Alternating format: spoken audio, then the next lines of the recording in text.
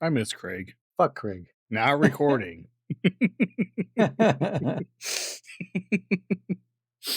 they never got to hear Craig. I know. So fucking, I'm back. Yeah, how was it?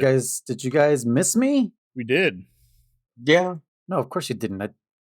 I just fucking talked to you on Tuesday. You didn't miss me. Shh. We don't know that. Or they don't know that. Yeah, it went all right. I didn't talk any details in our Monster Hunter podcast. But yeah, it was good. We went to Mexico City where my folks were at. And so our kid got to meet that side of the family. Jesse had already met them before, 6 years ago. And then we spent 3.5 days over where your folks are from, German. Mm-hmm. At least your mom over there in San Marcos. So yeah, we just got that was like our vacation away from our vacation, because in Mexico City, everyone was like, where do you want to go? And we're like, we don't care. You know, if you want to take us somewhere, that's all good. Yeah. If not, you know, we didn't come here to look at shit. We just came here to hang out with the family, and so everyone got to get to know the kid. So yeah, and then we came back, and I did the classic me thing, and I forgot to continue to eat veggies and apples, and I got sick again. Oof. Yeah, but just for one day, I was able to like catch it super early. Nice. Like I woke up at I don't know, it was like 5 o'clock in the morning over there, so it was like 3 a.m. here, and I was like, oh shit! I was like, I think my stomach's fucked. And yep, every hour on the hour to the bathroom I went. Nice. Well, yeah, we got some fruits, some veggies, and some rice and shit, and fixed my stomach by the next day, so I didn't really miss out. I did kind of miss out on the trip that Jesse, the kid, and your mom, German, went on. They went to go to see the pyramids in Teotihuacan. But I'd already been there twice. So I was like, it's fine. You know, I'll just miss it with the kid. But at least your mom got to see them. She'd never seen them ever, which was, I didn't want her to miss it. That's all. I didn't even tell them that I like felt like shit. I waited until they were ready to go. And I was like, hey, I'm not going. I don't feel good. Surprise. Yeah. So you guys go. I'm not going to be able to, you know, take a shit behind a pyramid very easily. It's not like a tree. So yeah, but everything was pretty cool. We went to my cousin's quinceañera. That was super fun. I'd never been to like a Mexican quinceañera, so yeah, pretty big what's it called, party. And of course we got to visit one of my favorite places in the world, a church. I didn't catch fire, so that's good. I was like crossing my fingers. I was like, don't let this be the time I catch fire. Which church? The one in Mexico City, the famous one? No, it's just no. Dude, I think you have to spend like hella money to do anything in there. The one in the Zócalo, like in like the where they do the fucking Independence Day shit. And no, the one I saw is the one where supposedly the Virgin Mary appeared or whatever. Oh shit! To a native. It's in Mexico City. Yeah, I don't know where, but I don't think it was like you had to pay to get in or anything. But it's just they do it every like around Christmas time, where people will they'll go visit obviously and pay the respects or whatnot. But the ones that are super devoted will crawl from the gate, from the entrance. Yeah, they'll crawl all the way. I know which one you're talking about. And I got into like the main like building from like, and like, I mean, the amount of people just trying to get up to the front to, you know, touch the Virgin Mary statue or whatever. I was like, damn. And Mom's like, you want to go? I'm like, nah, I'm okay. I saw it. I'm cool. I'm like, I'm good. I'm not going to wait like 3 hours. No, I'm okay.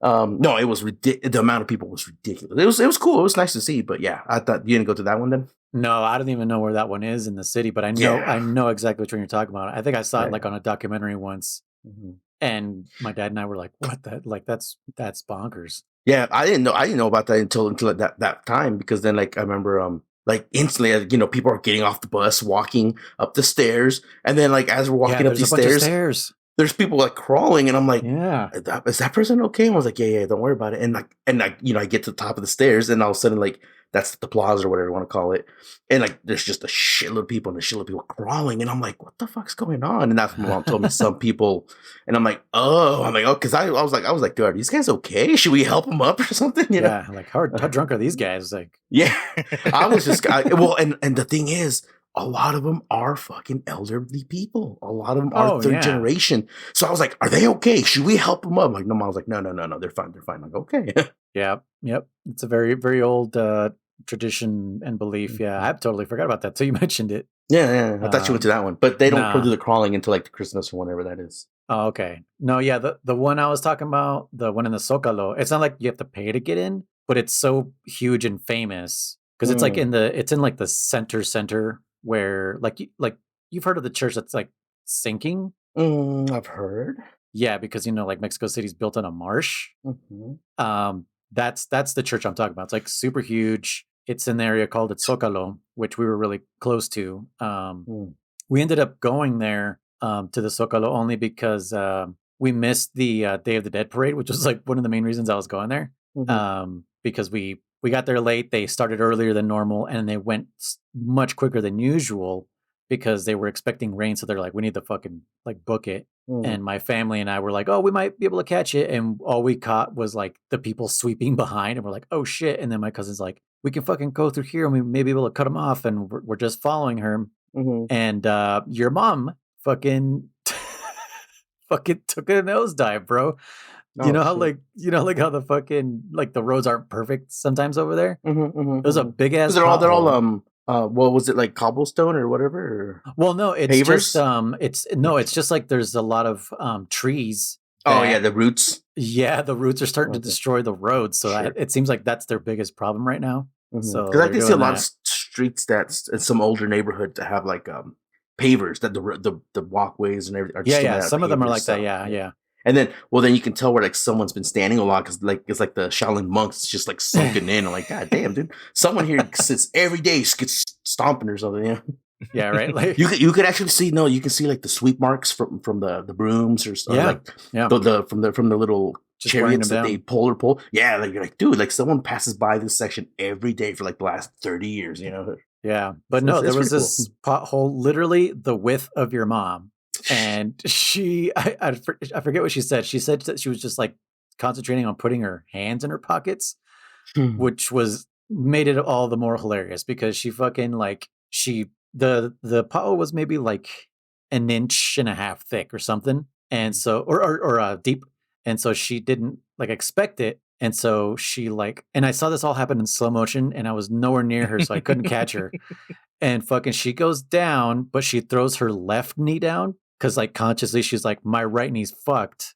I can't put my right knee down. So she put her left knee down and her hands were in her pockets. So she then put her arms out. And so she just like straight like Luigi planked. You know what I mean? Like in Smash Brothers, how he just does the Luigi plank.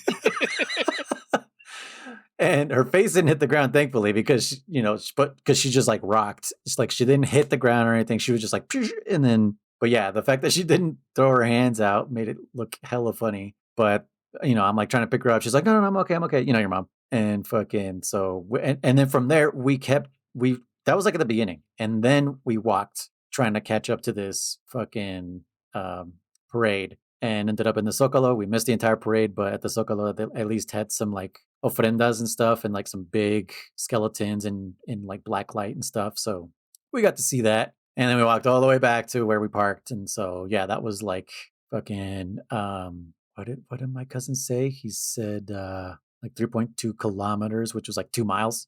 So your mom walked a bunch even after fucking taking one to the knee. And she was saying, I think that helped actually, because if I would have just been like, no, let's go, the swelling would have gotten like, worse as she was like nursing it. So it seemed to have helped that she kept walking and prided herself in not being fragile. But yeah, that was cool. That was an adventure your mom took in the streets of Mexico.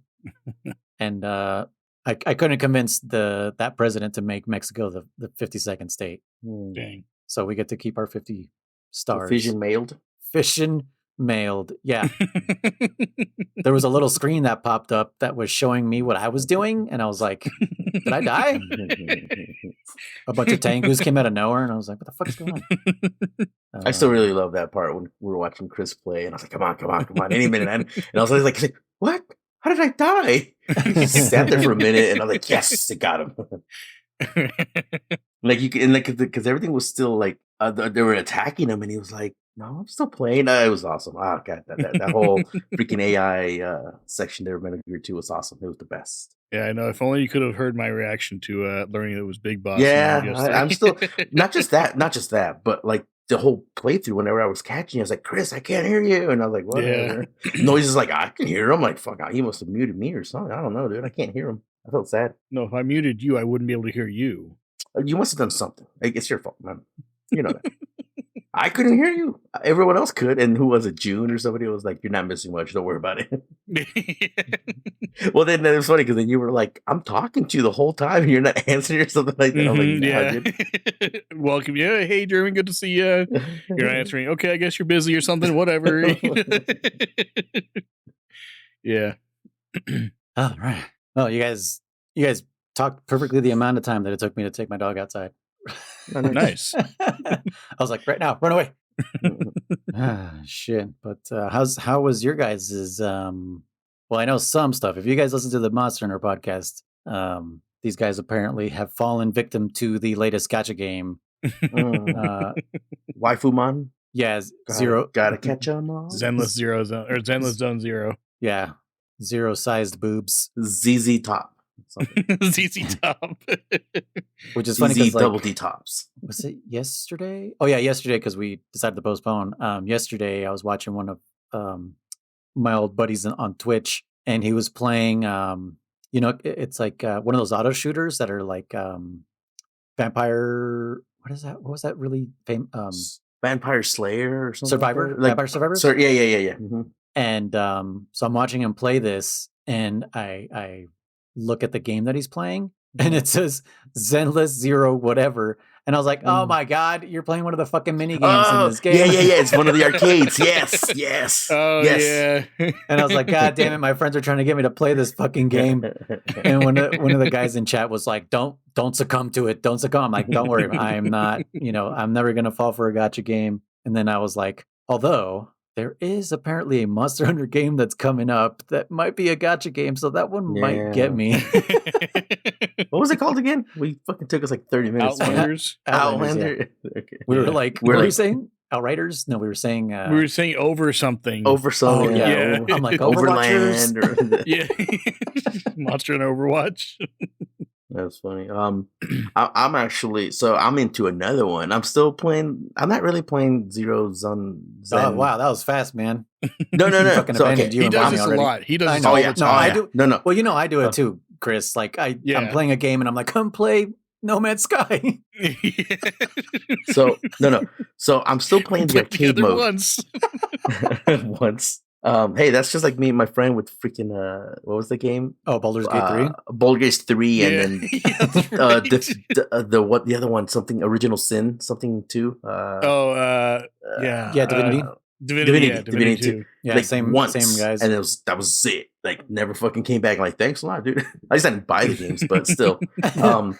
But no, so I'm still playing the Zero Zenly whatever for the arcade purposes, because there's like a challenge that I'm trying to get. It's get 30 million points, and god damn it, I got close. But I haven't done anything. Got that. She got it? Yeah. Damn it, I hope she clipped it. Well, German can quit now.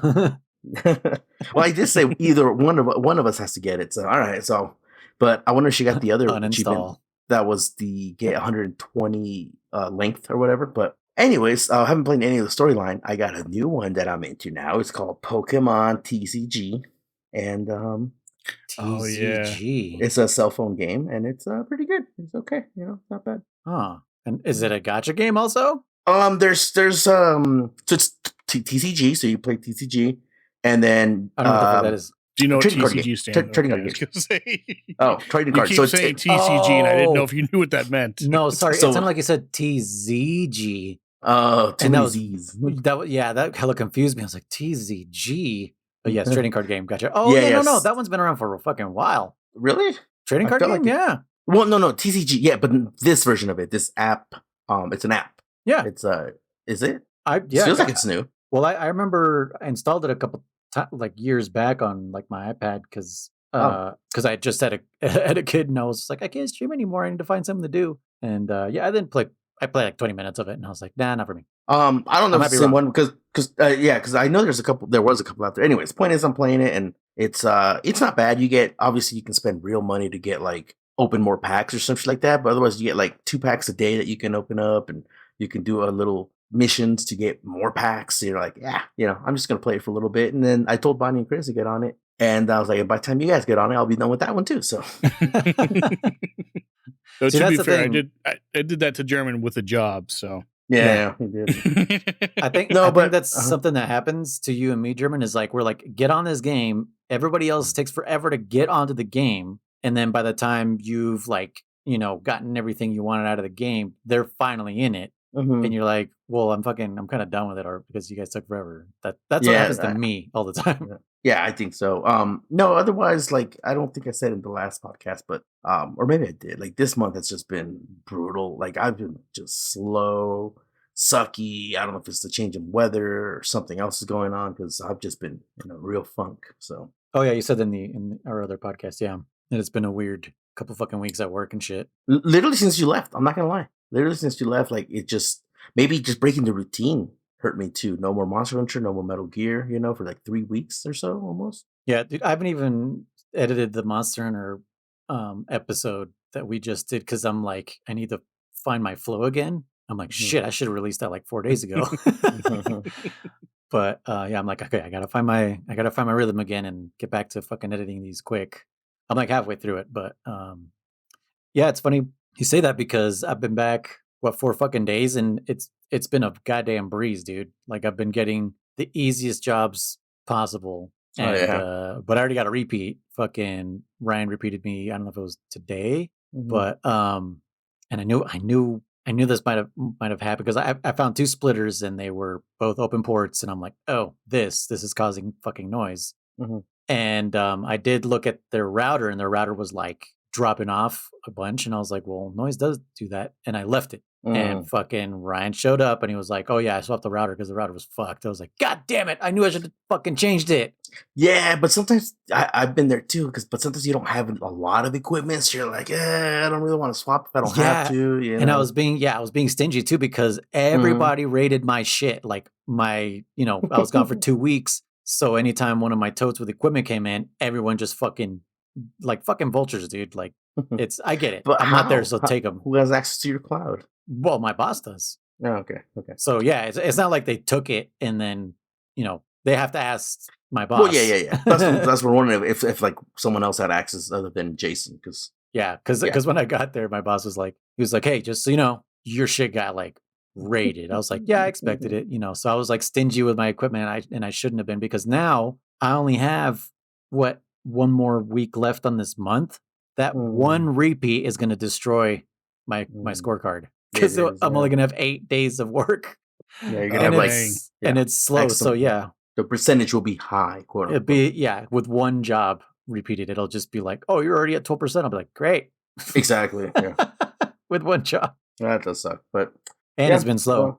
They fucking. I hope it's slow. I want to call out tomorrow. Sorry, you won't know about this until the future. But I want to. Keywords want to. I never do. But if I do call out, then I won't get Thanksgiving paid. So I'm like, I'll just go. Oh, it's that week.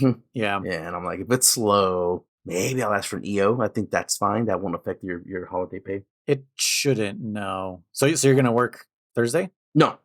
Oh wait, no. That's what you mean. Yeah, because if you don't work it, right, you don't get paid if you called out during that week or whatever. I'm not sure how it works, but yeah, something like that. Yeah. No, yeah. Yesterday, halfway through the day, they sent me to South Lake, and I think I did 2 fucking jobs, one a remote and one a business one, where this guy, he fucked this shit up anyways. At the end of the day, I was like, I don't care, and I left. And then today I do like 2 jobs down here, and then they're like, oh no, I started in PLC. So I started in California side, North Lake, did 2 jobs there. And then they're like, hey, we don't really have anything until like 4:00. Do you want to head back down to Gville? And I'm like, motherfucker, like, are you kidding me? So I stayed on a Stoop project all the way until my 3:00 down here. Well, no, Stoop project, lunch, and then I went to the 3:00, did 2 more jobs down here. And then I was like, hey, there's no more work. And I was like, can I just clean my van so that I'm not doing this shit on Wednesday? Like wasting all of Wednesday to clean my van and stuff because we're going to go drop it off in Sparks and then say goodbye to it. So I just did that. I just did maintenance for the last 2 hours of my day today. But yeah, hella fucking slow. So, and I hope it's slow tomorrow. I don't have any time left to be early accessing or early out or anything like that. So yeah, sick time. No, I have like less than 3 days of sick time. Oh, so I need that if I do get sick. mm-hmm. And my personal, I think I have like 1 day left, maybe 2, because I used up all my vacation time. I love it. Yep, all of it so much is that I overdrew it and I didn't get paid this week. Because, yeah, they fucked up my goddamn paycheck. I think that's bullshit. I think that's bullshit. Dang. It makes me mad. It makes me mad too, but you know, it was both of our faults. Me and my boss, we didn't catch it in time. Either way, I asked for the days, so should have been done already. Anyways, Chris, you? Yeah, Chris, what the hell? You still here? Yeah, I'm still here. Actually, now that you mention, I kind of had a funk over the last few weeks too, working on clips and stuff. Like, I don't know, there were a few times where it's like I would sit down to do it, and like I think at like the time before where my brain was just like I can't get into creative mode, and I could not think of anything. Like, I had written down everything I want to make clips of. What I do now, give the listeners kind of a look behind the curtain, if you will, is I listen to the podcast and I'll take notes of like, okay, this is kind of funny, or this is an interesting story, or here's a little anecdote here, little things like that. And I'll take a note down, and I'll put the time that it happened, and then like a little description of what it was, whether that's what I'm going to title it, or just something funny that was said, or, little things like that. Right. And then after I get that done, I go through and I clip those parts out of the audio, and I'll take different videos and stuff like that, and I'll put it all together. That's actually part of the reason when that one video got taken down, the Say My Name one. Did it get taken down, or did it just? Oh, that's right. It was muted or something, right? Something. You got some sort of strike against it or something. Yeah. Anyway, that was me. Like, I had fallen so far behind. I was like, crap, I really got to catch up. Like, he's going to be back anytime now, and I gotta keep up with this. And so it was my own pressure. And so I just kind of got lazy with that one. And I was like, I'll just put this in there. That's fine. And it wasn't. So at least not on YouTube anyway. Yeah, I guess the visual of the Destiny's Child Say My Name music video was like, hey, what the fuck? You're like putting the whole video on here. Like, oh, really? Yeah. Yeah, like I got an email and I was like, huh? And then I look at the goddamn clip and I was like, oh my God, Chris didn't even like fucking cut to anything else. It's like the quarter of the fucking song in here. Well, I mean, no audio, but like the video, music video. Yeah, but yeah, so I felt bad about that. But yeah, that's fine. It was just one of those things where it's just like, and it's all pressure I'm putting on myself. Like, I don't feel any pressure from you guys or anything. But it was just like, I got to get this done. I want to get this done in time. And I just put something together. And so it happened. But since then, it's been much better. I actually took a few days off. I went back to talk to my wife, and I was like, this is what's happening. What do you recommend? I was like, do you think I should like push through and just get it done, or should I take a few days off? She's like, take a few days off. So I did. Played some games, played some No Man's Sky and stuff like that. And afterwards, I was feeling much better, and and was able to get that stuff done a lot easier. So yeah, back in the swing of things. But yeah, there was, and I know it happened one time before too. But it was just one of those things where it's just like that creative part of my brain was just fried, and it just wasn't working. I was like, well, I'm not going to get anything done anyway. I might as well take a break. So yeah, I think you're doing the harder work here, because I'm doing the monotonous, like just pull out the the and the coughs and the whatever and shorten the episode.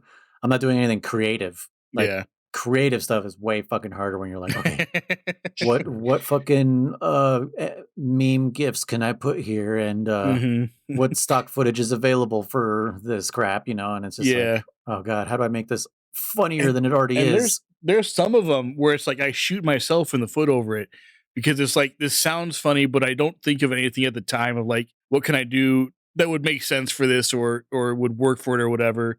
And then there's other things where it's like, oh yeah, I'll do this clip, and I'll do this, and like I have planned ahead of like what, at least an idea of what I'll put in there. One example of that is when one of the episodes, German was talking about doing the claw. Oh yeah. For that, put the one of the first clip. Exactly. Yep, that was one of the first things that came to mind was the claw, and I was like, I got to put that in there. Yeah. Every time I think of Liar Liar, I don't think of the Jim Carrey version of the claw. I think of Carrie Elwes's version of the claw. Because he's like, "Oh, what do I have here? It's the claw. Watch out, it's gonna get you." And he's just doing like two fingers, his index and his thumb pinch. Like, it's gonna get you. And the mom is like, just don't. Yeah. Like even the kid thinks it's cringe. Like, you need to stop. Yeah. But that's been my last couple weeks. Is mostly playing video games. Okay, good. And doing that kind of stuff. Yeah. He's been grinding that Zero Zoneless thing. Whatever it's called. Dude, I'm not good with words. You know that. Zero Dark 30. Zoneless. Zenless Zone Zero. Zone Zero. Okay. White Swallow. It's White Swallow all over again. Oh yeah. Pussy Willow? What was it? No, White Tail? Swallow Tail. There you go. White Tail. Yeah. What was it you just said, German? Then which one? For which one? No. The name. Her real name or her fake name? No, the name that you just said. Swallowtail. No. White Swallow. Swallowtail's correct now.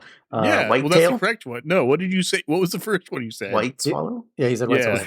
What's white? That's the one. Dude, I don't even know anymore. I'm literally not faking. I'm like, I don't know, dude. It's like, I'm just putting out words, hoping they fit. Honestly, man. Word. Well, welcome back, everybody, to Codec Calls, a Metal Gear Saga podcast, where we play through the Metal Gear games in chronological order from 1987 all the way to the present. I said that backwards, I feel like. No, I think that was right. All the way to the present. I think you say chronological release date order. Oh, in chronological release date order. I feel like I said that before. You said chronological release date or something like that. But yeah. But did I already say that before I said 1987 to the present? You said most of it. I don't think you said order. Oh, okay. Yeah. Anyways, what I usually say. Like my brain took a fucking shit in the middle of that. It's been a while. I'm one of your hosts, Luis, codename Red Noise, and I'm accompanied by my two other simulation victims. I don't know if you guys caught that relevance. No. You guys didn't watch the goddamn videos, did you? Mm-mm. I did. German. Chris didn't catch it. I didn't because I didn't watch it. But Chris wouldn't get it even if he was watching it right now. Yeah. German. Is this about the mobile game? Chrono Trigger Riser, whatever. Chrono Trigger Riser. And Chris, aka Blue Rhino Boss. Hello. You didn't watch the goddamn video, German? No. You had 3 fucking weeks to watch this thing, dude. I told you I was in the funk, dude. What? It was like an hour and a half long. The game. Yeah, it's an hour and a very half long game. I'm gonna put you to shame right now, German. I didn't watch it until 2 hours before we started fucking recording today. The hell? And you were giving us shit. I watched it. I watched it. Yeah. And I watched it at double speed just so I could fucking get through it because I started watching at like 7, like 7:45, and I was like, oh fuck, this thing's longer than an hour. Yeah. Anyways, I guess I'll take the reins on this one, like you wanted us to do last time with. Are you referring to the fact that it had its own like VR missions type thing at the end? No, you didn't watch it either, Chris. He doesn't know, Chris. I know, and I didn't watch it. You said you watched it, Chris. I don't know. I did. So you don't know what the story was. Okay, German, it sounds like you didn't watch it, but you know what the story was. If I'm correct, isn't it that you're freaking, you're right and correct, right? Playing Snake? No, you're also wrong. Okay. First, I'm guessing you guys didn't play any Portable Ops Plus. I did not. I played the tutorial missions. I'll tell you this much. I will put that on my to-do list. That means nothing to me. No, that means I'll get it done. No, I have other shit to talk about right now. You're not gonna fucking get anything done. Anyways, I only wanted to discuss Portable Ops a little bit just to get your guys' opinion on it, on the quality of life things that I talked about last time. Yeah. And you actually get a character early on that was not in regular Portable Ops that is only exclusive to Plus. Huh. Chris, did you get him? I don't think I only did the tutorial, and then I meant to come back to it today, and I didn't have time to. So keep saying tutorial. What does that mean? So you do those first few missions where it basically like talks you how to do it, and you get to the end, and then Campbell's like, "Oh, you did it. You like this is how you do everything, and from now on, these things may be different, or you might have to do this." And it's basically the first mission you have to do on an easy, and then you unlock normal after that. Right. So that's what I did. The first mission on easy. So you only unlocked normal. Okay. Yeah. Pretty much. Well, okay. I unlocked all the way to extreme, but that was hella weeks back. I didn't get a chance. Like I said, I was like, no, I'm gonna go relax in Mexico. I'm not gonna fucking play video games. Yeah, based on what I played and what it talked about in the tutorial and everything, there was a lot that I was looking forward to. So I will say that. Okay. So the character I'm talking about is Old Snake. Okay. That's what I thought. Yeah. So you get Old Snake. I think you unlock him after normal. Something like that. I can't remember. Old like he's aged or like original Old Snake? Do you remember the MGS4 trailer we watched, Chris? Yeah, okay. So it's just aged Snake. Okay. Mm-hmm. Yes, okay. I just wanted to make make sure OG about Snake, this. Old Snake. Yeah. Yeah, old gangster Well, Snake. I guess it's both, but yeah. Well, no, it's not. No, I guess Big Boss would be the OG Snake because he was the first one, supposedly, unless there was a snake before him. Oh, I don't know.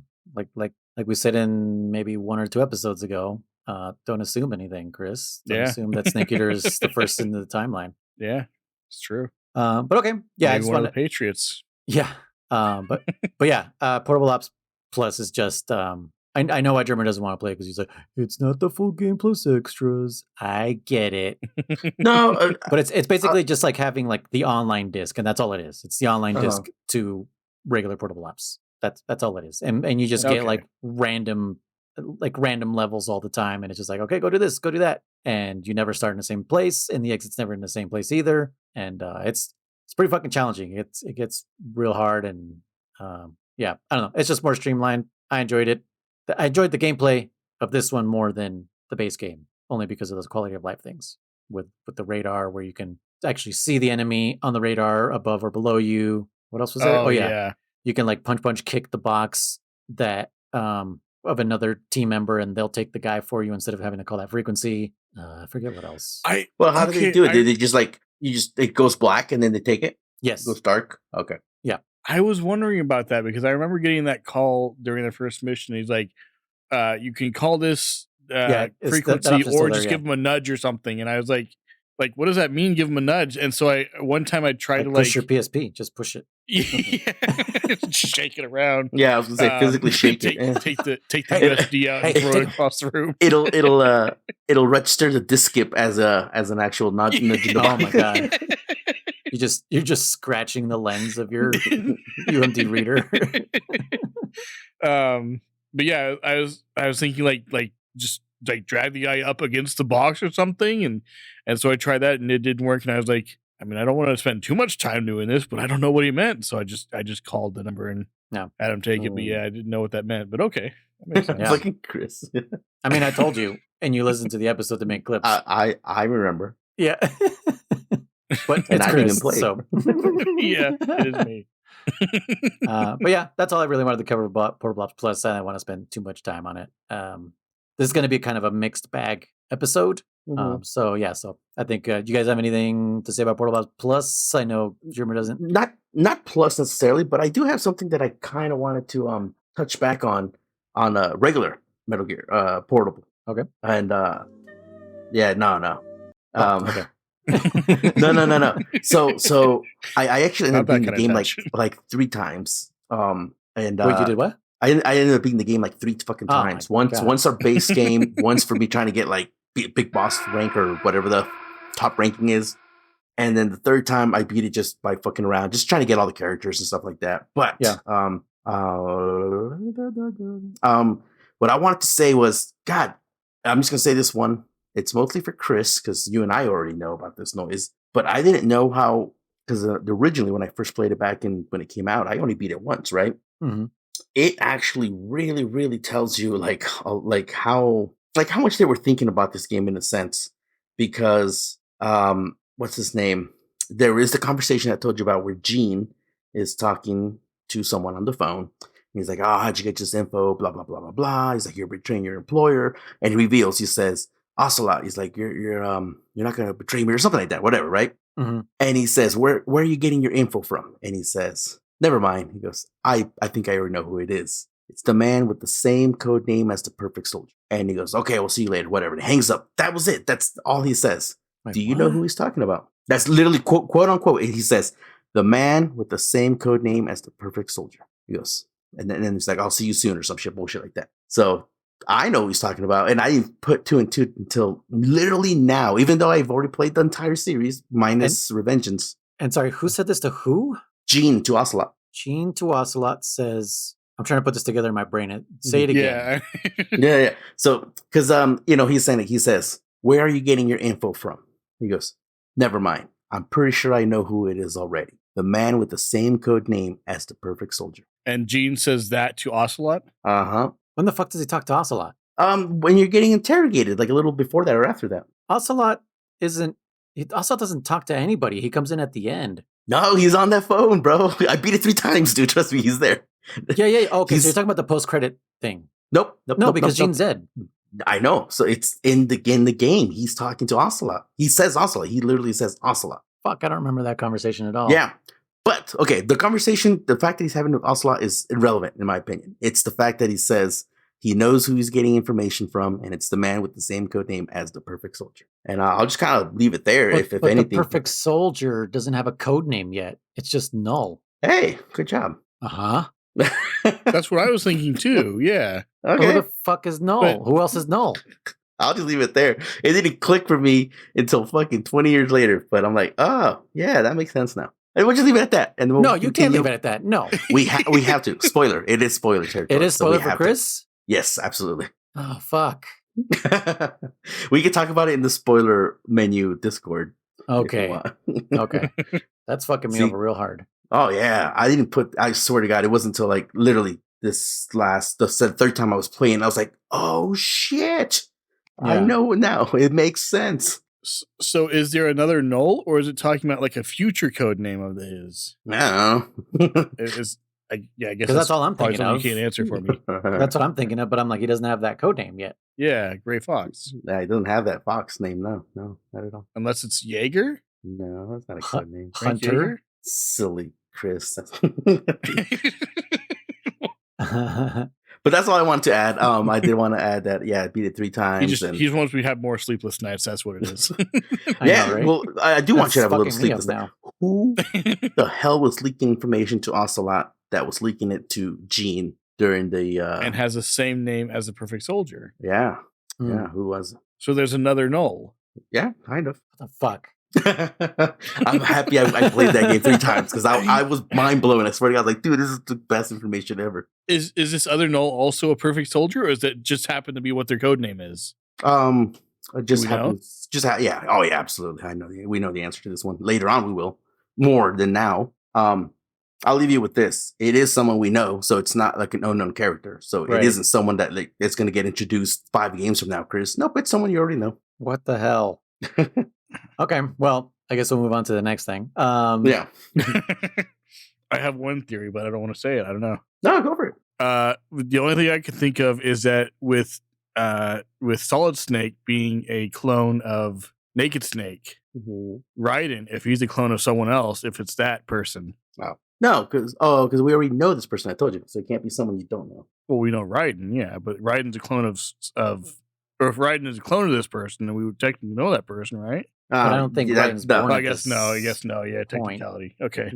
Okay. Anyways, I'm gonna have to chew on that myself. Oh yeah, chew on it for a little bit, and I'll reveal more. I'll answer more questions in the spoiler section. Okay. We'll play like 21 questions in there if you want. Okay. So before we get to mobile, Except actually, I have a mention here that I know German didn't go and look at because he didn't respond at all in the Codec Calls. Oh no, I did. I didn't respond. I was going to just wait for this episode. I know. Okay. From our boy Bot, right? Yes, I am a robot. He said, at Riser, I remember a while back you started talking about your opinion that it shouldn't have been called Metal Gear Solid 3, but I think Chris hadn't realized yet he was Big Boss, so you said we can talk about it later. Is that something worth going back to in podcast conversation? I feel like I know what you mean, but I want to hear what you guys say about it. So we need to discuss that without spoilers. But yeah, I get why German says that. But yeah, go ahead. Yeah. So pretty much the way I felt was like, and this is for a direct answer, but I was like, I felt like I should say it on pod versus just Discord, So yes, the answer is because I do think that this game should have just been called Metal Gear Solid Snake, not this game, sorry, Metal Gear Solid 3 should have just been called Metal Gear Solid Snake Eater. What about it would have if it was Zero? Zero? Interesting. That would have been fine with me. Like Resident Evil 0 mm-hmm. is a prequel to the first Resident Evil. Mm-hmm. So, and the reason behind it is because, and again, it's just a little naming convention. I think it would have just been cleaner. So originally, Noise would know this. I don't know if we told you this, Chris. We might have said it in the pod. One of the episodes was originally Kojima wanted Metal Gear Solid 3 to be released for the PlayStation 3, but the PlayStation 3 was just still too far out. So he made Metal Gear Solid 3 for the PlayStation 2. And now that makes me wonder if 4 was the original intended 3. And then since that was taking forever, he just made Snake Eater the 3. You get what I'm saying? Yeah. But we know that answer. The actual answer? Yeah. He wasn't going to make 4. So 3 was going to be, okay, you're right. So he was just going to leave it like that? Yeah. Just leave us like that? Damn. Well, he was going to leave us a long time ago. Oh, sure. He's been leaving the series since fucking... Yeah. And 2, I think he would have for sure quit on 2 if he wasn't getting fucking death threats, because that was where people were like, what the fuck, man? Like, you left us hanging with, what happened to Snake and Liquid and the Patriots, Ray and the Patriots, and there was so many. There's so many unanswered questions that people were like, "We're gonna fucking kill you and your family," and he was like, "Well, I don't want these death threats anymore, so I'll just reluctantly make another game." But he was so bored with Snake or Solid Snake that he was like, "Let's explore Big Boss," and who was he before? And then he was like, "Okay, I'm done." And they were like, "No, motherfucker, you still haven't anscered anything from that." The original. Yeah, you made even more questions. Ending it with 3 would have been pretty cool too. But yes, it still would have left a shitload of questions open, right? So, anyways, with that said, it's just Portable Ops isn't called Metal Gear Solid 3.5 or not, or in the fucking Kingdom Hearts schematics, because you have Metal Gear Portable Ops, you have Portable Ops Plus, you have divided by 2. Yeah, Peace Walker, Oliver -2A. Yeah, exactly. Metal Gear Solid 3.5 Metal Gear imaginary number over Ray. The times Rex parentheses logarithm. Yeah, but no. I just think it would have been maybe cleaner to have Metal Gear Solid 3, quote unquote, would be 4 on the PlayStation 3, because then I still can't say too much more going forward, but you get where I'm going with this. Maybe this next one would have been 3. Yes, this next one would have been 3. It continues like the Solid Snake. It makes more sense that way. It does. Thematically, it just makes more sense. I think he could, with his marketing strategies, he could have also still made it really, really work well when, just kind of going back in time and being like, Metal Gear Solid Snake Eater, what the fuck? Is this a sequel? Not really. Is it a prequel? Kind of. But you're still Snake. What do you mean it's a prequel, kind of? But I'm, he could have just really still fucked with people. Even if he called it 0, then people are like, oh, so it's in the past. Yeah. But you're Snake. Yeah. Is it time travel? Not really. What the fuck? So. The same thing I did to Chris. Yeah, exactly. Yeah. He could have still fucked with people thematically. It could have just been a little cleaner. Yeah. I just wish it would have been like that. 1, 2, and 3, Solid Snake story. Then we could have gotten, let's just leave it there, Yeah. Solid, Naked Snake and so forth. And now that I say it out loud, 0 actually might have been perfect. Because of Major Zero. Mm-hmm. You know what I mean? Yeah, definitely Major Zero. Well, German even knows a little further why. Oh yeah, Zero, I do know why. Because it's it's like a beginning of a whole other thing. That kind of would have been sick. Metal Gear Solid 0. Yeah. And they missed their opportunity right now again too. They called it Delta, which is like, I get Delta means change or whatever. Yeah. But it's also the 4th letter in the Greek fucking alphabet. Like, what the fuck are you guys doing? It's so confusing. Yeah. I don't know. I think they should have dropped the Delta and just called it Metal Gear Solid Snake Eater. Yeah, exactly. Like it should have been. Yeah, exactly. Yeah. But if they're starting to chronologically re-release them, maybe if that's who knows if that's what they're doing, it makes more sense to not call it Delta. Yep. Well, I mean, I guess by calling it Delta and not 3, that kind of paints that same picture where maybe if they do remaster, let's say Portable Ops, they'll call it Metal Gear Solid, Delta 2 or whatever, a Gamma or some shit, they'll call it Gamma. Right. But that's as far as I can really go right now, Bot. because there's still some stuff that we can't talk about. But yes, I hope that's what you were thinking. It was because it's not Solid Snake, so it shouldn't have been 3. Yeah. And for a long time, I also thought it shouldn't have been called Solid because I understood that it was being called Solid because of Solid Snake, but that's not actually why it's called Solid. It's called Solid because it's third dimensional and not 2-dimensional. Mm-hmm. I also remember back in the day when it first came out, like arguing should it be called Solid, because my reasoning behind it was I always took Solid as more future, right? Versus Metal Gear 1, Metal Gear 2 are in the past with limited technology, quote unquote. So Metal Gear Solid 3 should have just maybe been called Metal Gear 3 or Metal Gear, you know what I'm saying? Like they could have eliminated the Solid part of it. Ooh, that would have been fine too. Or just Metal Gear Solid 3. Shackle Hot Solid. That would have been fine. No, check this out. Thematically. Ooh, even better. It could have been called Metal Gear 3. Snake Eater. And then people would have been like, where's the Solid? Yes. What do you mean yes? Because it takes place in the past with Big Boss. Right. Yeah. But then people would think it's a sequel to Metal Gear 2 Solid Snake on the other side. Yeah. It's so I mean so they could call it Metal Gear 03. There you go. There you go. 0.3. Yeah, there you go. Over 2. Metal Gear 1/3.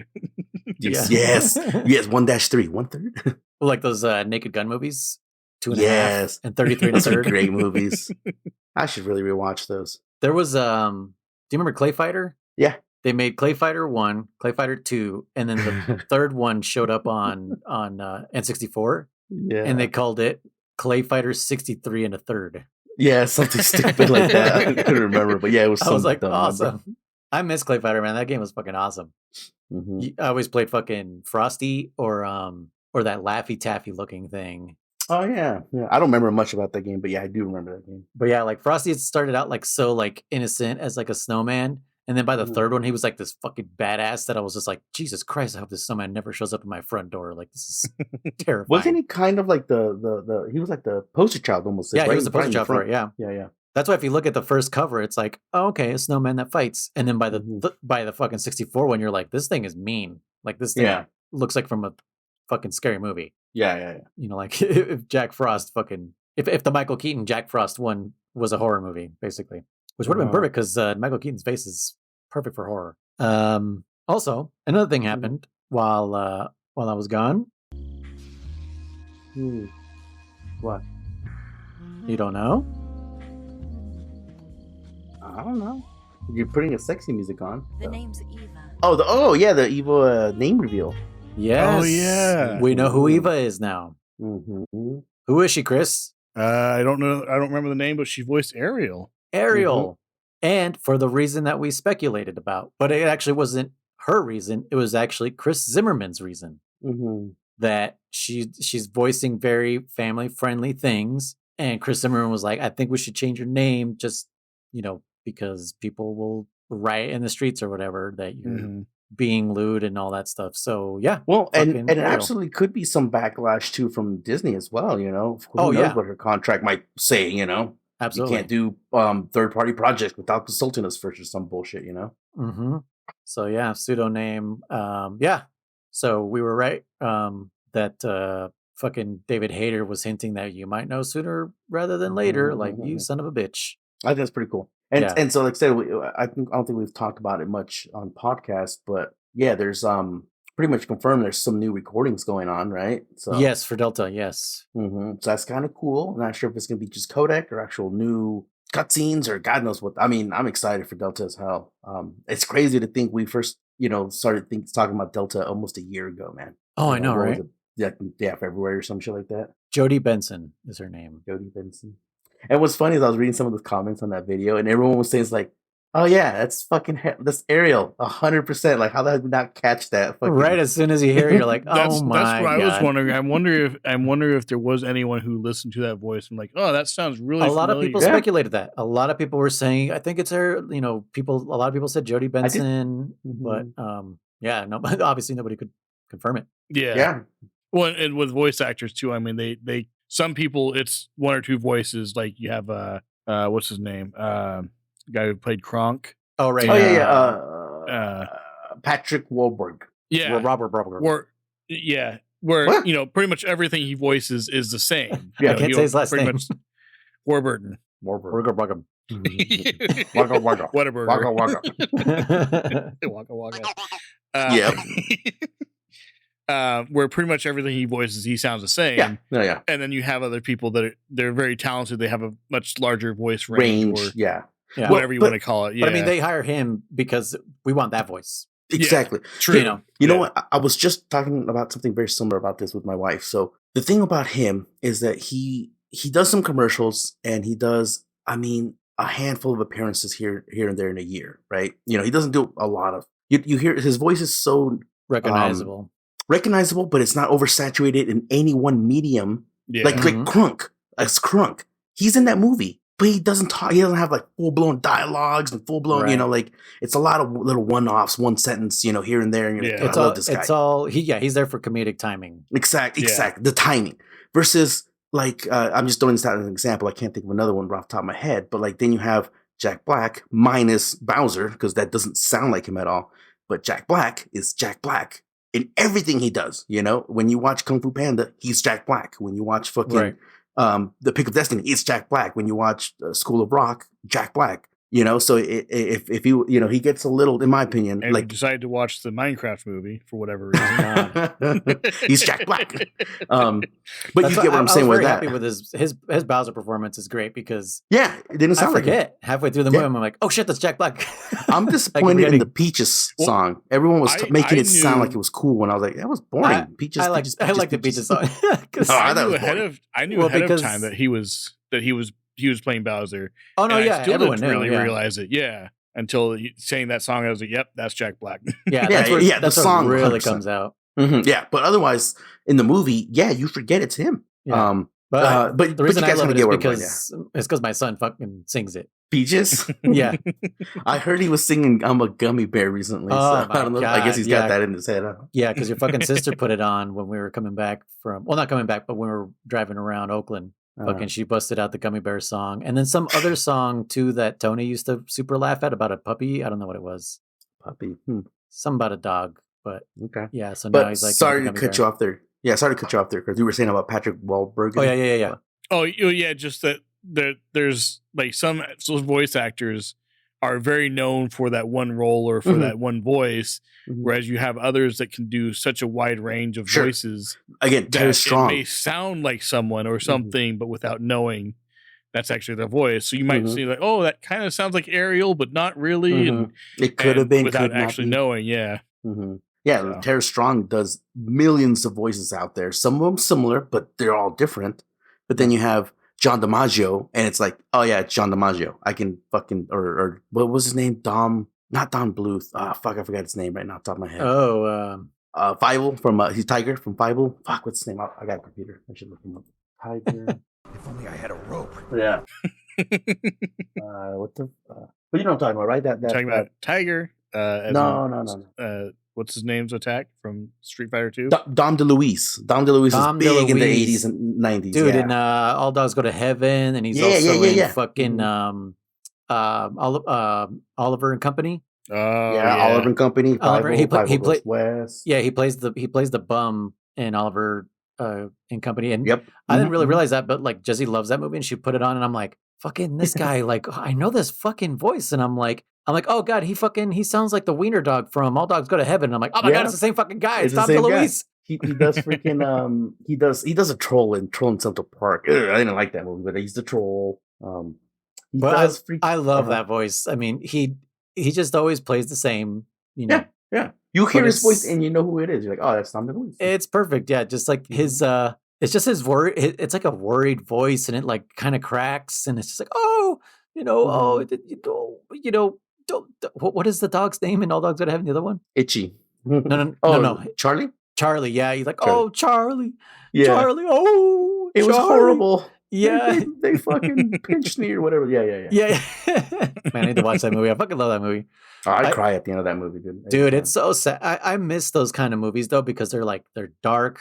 They're fucking scary and they're emotional and stuff. Like they're emotional as fuck. Back in the day, dude, they hit us with real shit. You know? Oh yeah. Now Fox like they'll put Hound. Yeah, dude. Oh, that tore me up every time. Jeez. Like the was I gonna say? Shit. Have you ever seen Rockadoodle? Yeah, I haven't seen it in a long time. It's on my I rewatch love list. Yeah. Rockadoodle. Chanticleer, and like when they find out that he doesn't bring up the sun. The sun's coming out without him. He's a fraud. It's coming out without him. Yeah, Yep. and they alter it's such a classic story of like we want to see our heroes fail. You know what I mean? So they can succeed.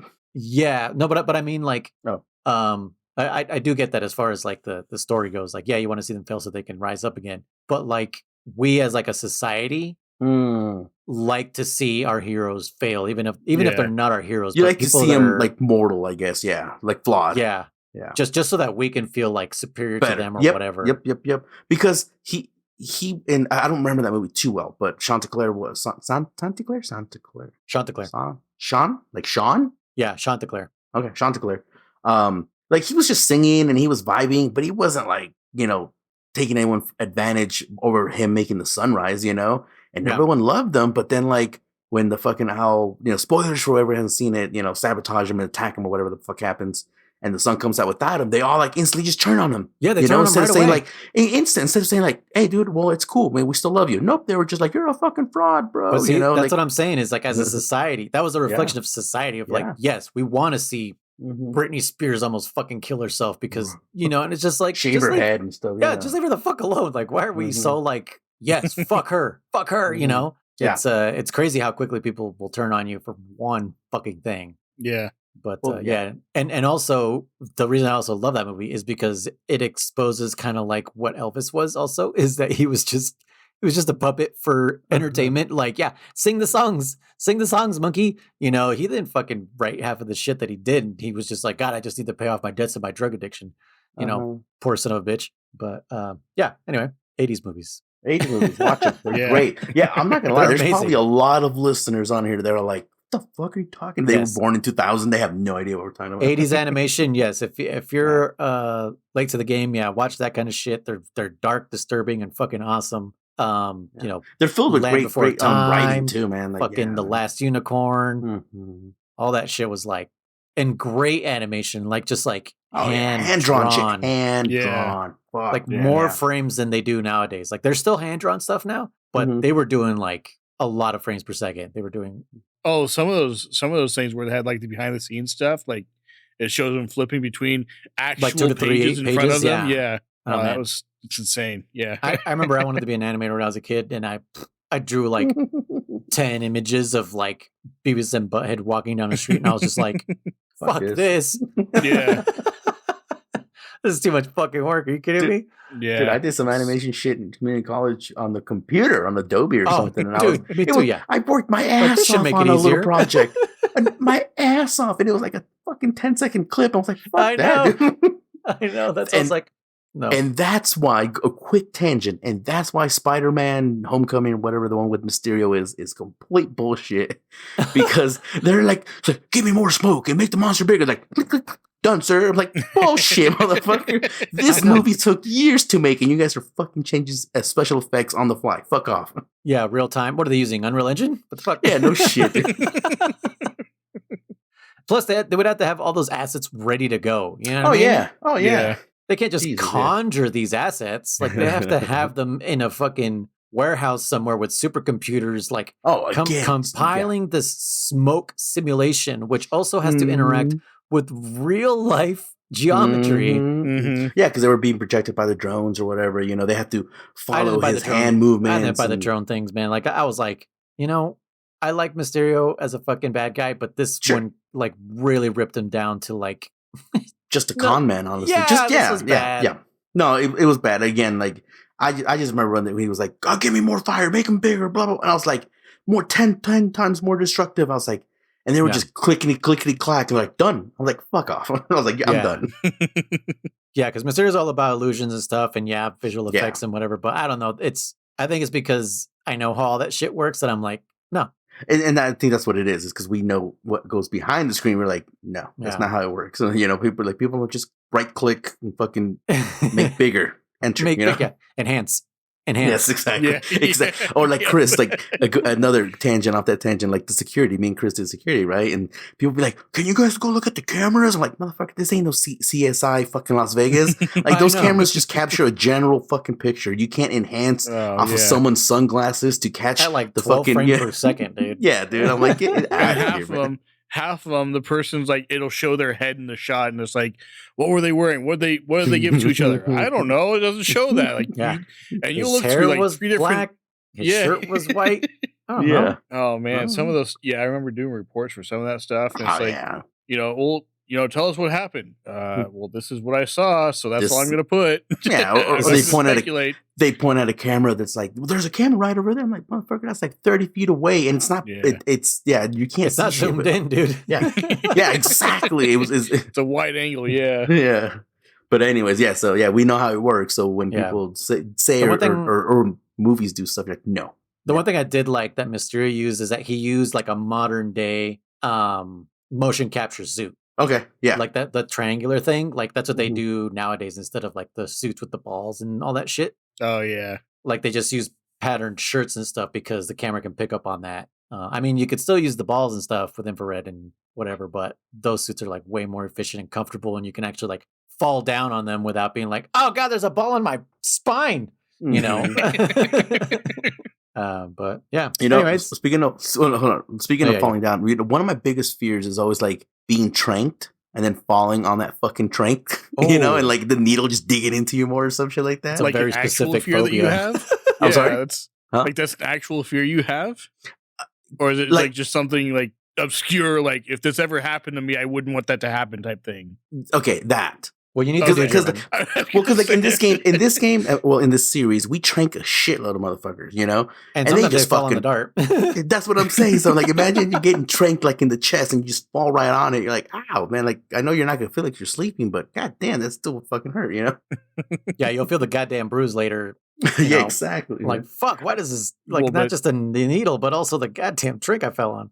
In real life too, the tranks don't take effect that quickly, No. even if you shoot them in the head. So Probably not, but yeah. And then I said, Probably and then less in so real the life, head, in 'cause you need to real hit the life- artery. no. But then in real life, you're not gonna have a dart sticking out of your fucking forehead and said, "Oh, it must probably be my imagination." Yeah, Yeah.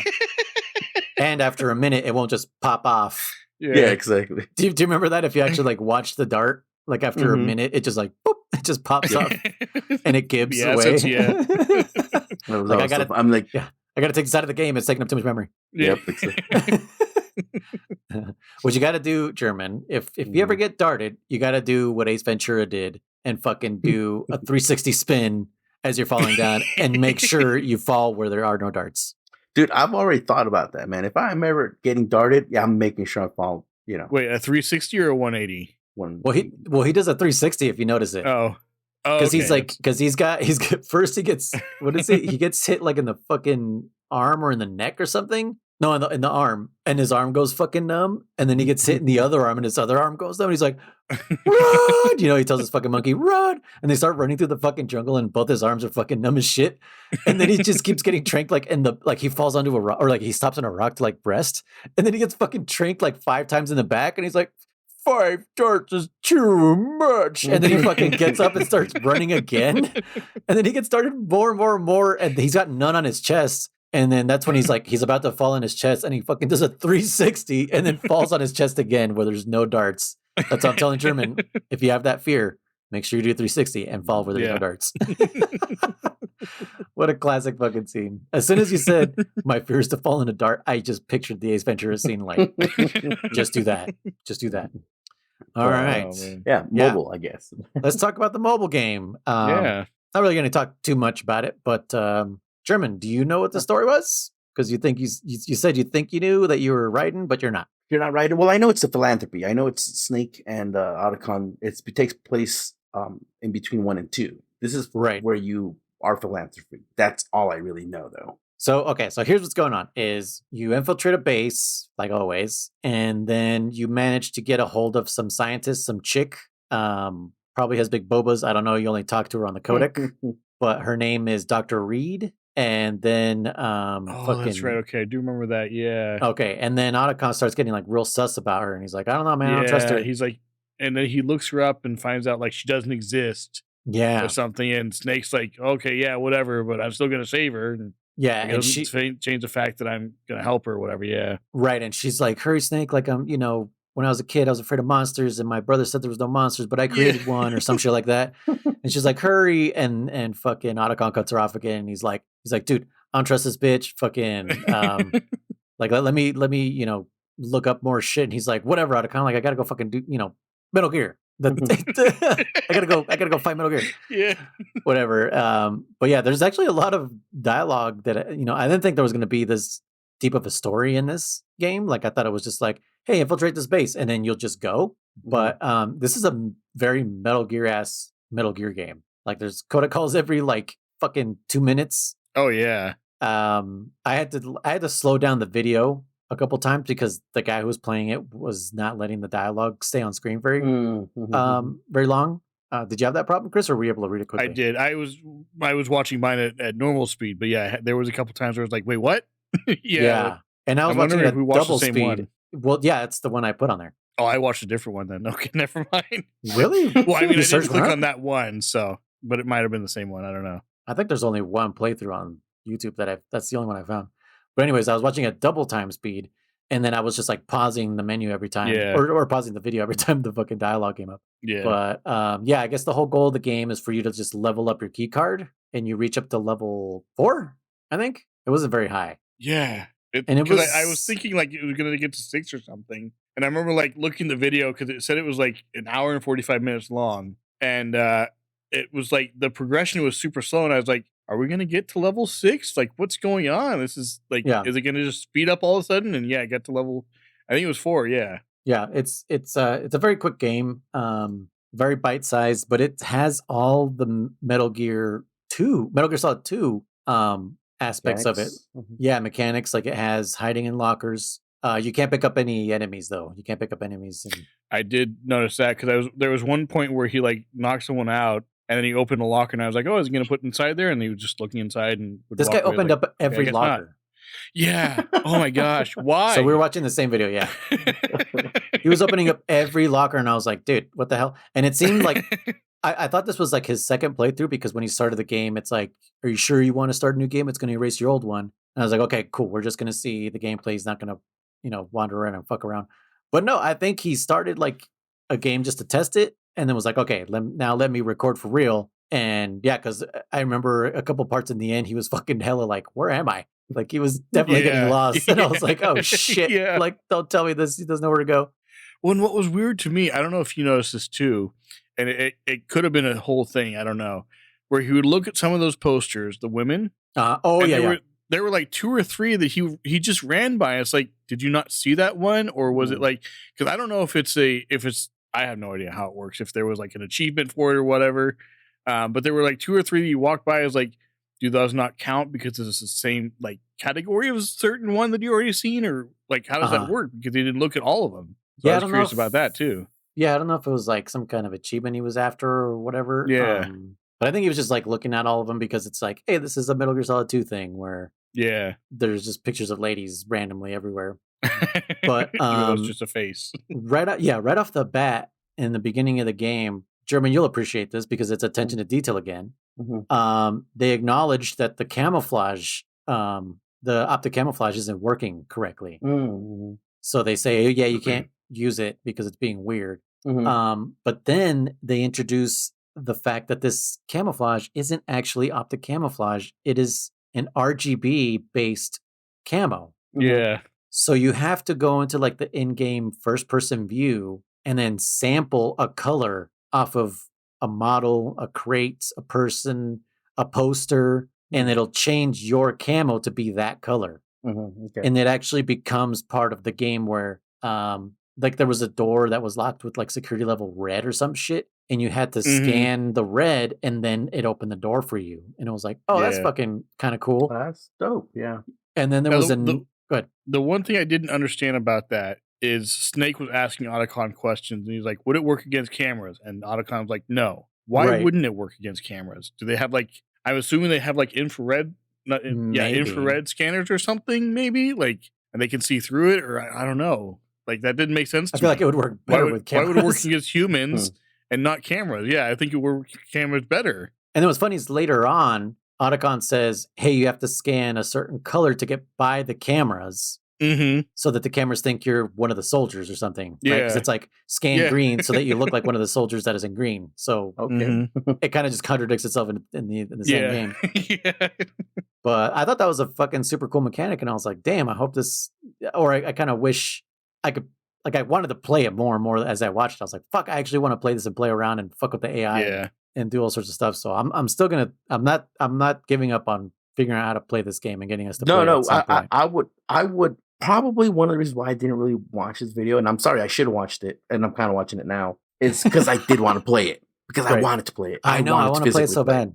This is something I would totally, again, it's right up my alley on a cell phone, you know, like you get an extra challenge of being limited on your inputs and all that stuff, you know what I'm saying? Yeah, like even Otacon did, like, you have to press 2 to do this, you know, because there's no up. It's like you press 2 or whatever the fuck it was on the NGage. But I'm very surprised that this game exists even on the NGage. Like, it's not very long. It's got some recycled assets from 2 that are just like downscaled. But it's a Metal Gear game on mobile, and if anyone out there gets the chance to fucking play it or did play it in this week here, and just let us know if you did play it, how you played it. Yeah, how you played it. Fucking send us a link or help us. We want to play this game. But it was cool. Like there was like a whole. It was almost like a not a Le1 situation, but I guess a Le1 and what was that that acronym? The ACLU? No, the ACLU. Yeah. No, the ACUE or something. No. ACU. Oh, God damn it. Whatever. There's like another team that comes in and says like, it's revealed that this chick, Dr. Reed, isn't real. She's like, call me Victoria. And Otacon later finds out like, she's not. She's an AI. And it's like, damn it, it's in the name. I'm so fucking dumb. It's like, that's right, yeah. Victoria Reed, VR. She's a VR AI. And fucking, so this other team that's been like, they used you to get into this fucking base. Idiot killed himself. Yeah. Oh yeah. He killed himself with the fucking C4. Yeah, that's right. I forgot about that. Oh man. Shit. So I'll talk about that in a second. But so they use this AI to trick you into letting them into this base so they can go grab Metal Gear. Oh, classic. Yeah, and it's just this guy who kind of has like a fucking Perfect Soldier mask on. Did you notice that, Chris? Yeah. He has just like the old cowboy lower part of the face mask the going dust on. Covered. Yeah. Or I guess I should call it a pandemic mask, pretty much. Yeah. Yeah. And I mean that with all respect when I said this idiot. I mean, he's playing this game. I just thought it was funny as hell. Yeah. I remember that too, yeah. Well, yeah, since you're there anyways, so I'm looking at him put the C4 down, and I'm like, why did it explode and kill him right away? You know? And I realized, I don't think he knows. Maybe he knows after he edited or put the video up. But it's like an egg timer. I saw that. That's I think he has to like hold it down or whatever the mechanic is. He has to put a timer on it and then walk away. And I think he realized that, and he was just like, shit, I don't know how to do this, so I'm just going to set this and run. And killed himself the first time, and then got away the second time. But yeah, when I saw that, I was like, shit, why'd he die? But yeah, then it's like you get trapped in a room at one point. Remember that, Chris? Yeah. And it's like, fuck, what do we do? And it's just like, I don't know, man, you're stuck in there. And you basically pull a Johnny in MGS1. You hide under the bed, and he goes, what the hell? And he opens the door like an idiot and fucking lets you out. So that guy must have been also Johnny. Who knows? But or Jonathan, as German likes to call him. No. This is Johnny. Jonathan is from Portable Op. No, he's Johnny. And so now your mission is to stop these guys who tricked you into getting Metal Gear. So now you have to go stop Metal Gear, and then you come to realize that these guys have another Metal Gear Rex. So they basically just took the exact same data that Ocelot, uploaded into the internet, wherever the fuck he did, and they just made their own Rex. And as you're heading to Metal Gear, the game starts to fucking glitch. Like it starts to like outline shapes, and it's like, huh? Like what the hell's going on? Yeah. And as you're talking to Otacon, like Otacon's portrait starts getting all weird, and Snake's like, "Are you okay?" And Otacon's like, "Yeah, what do you mean? I'm totally fine." And also, you're getting some weird calls from somebody that might be like Deep Throat. It's like just static. Mm-hmm. And he keeps like that person keeps saying like, "Hey, fucking, I'm trying to help you, but hold on, whatever." Mm-hmm. And yeah, I just got to that part where it started glitching out. Yeah, dude, this is a pre-Metal Gear 2's AI's fucking it's fucking just again. I would have loved to play this game, but released after MGS2. But yeah, it's fucking it's pretty deep, and it turns out released after 2, but in timeline it's before 2. So yeah. So maybe that's why Snake wasn't fooled at all during inside of Metal Gear Arsenal, because he's like, it's all fucking fake. I didn't even think about that. So he was already aware of the AIs. But yeah, Otacon, basically, it turns out that's not Otacon; it's another AI. And the static person, that's Otacon trying to hack into what. So you're actually in a VR. That's why the game starts glitching and being all weird. Okay. Like they even call you and say like, "Hey, because at one point, because you can sample the colors for your camo, they even say you can use the camera to sample colors in real life. It's because you're in an NGage. That's right. Yeah. You can use the camera on the NGage to sample real colors. So that was pretty fucking cool. But yeah, so it turns out that Otacon's not real, but yeah, the static is actually real Otacon trying to hack into the VR, trying to tell you like, "Hey, you've been drugged, someone kidnapped you, and you're in a VR." And so that becomes the whole plot. But it's just like, well, can't I just like leave then now that I know I'm a VR? And he's like, "No, fucking, if you die there, you die in real life." Like classic. Classic Freddy Krueger. And fucking, it's just like, just complete the VR mission and you'll be able to get out, And it's like, but who's doing this to me? And it's just like, I don't know. I'm trying to figure that out. And you end up getting to Metal Gear. You don't. Here's the disappointing part. You don't fight Metal Gear. Yeah. You fight the boss, whoever his fucking name is, because they don't say it. They just call him boss. That's what his life bar says. It's just his boss.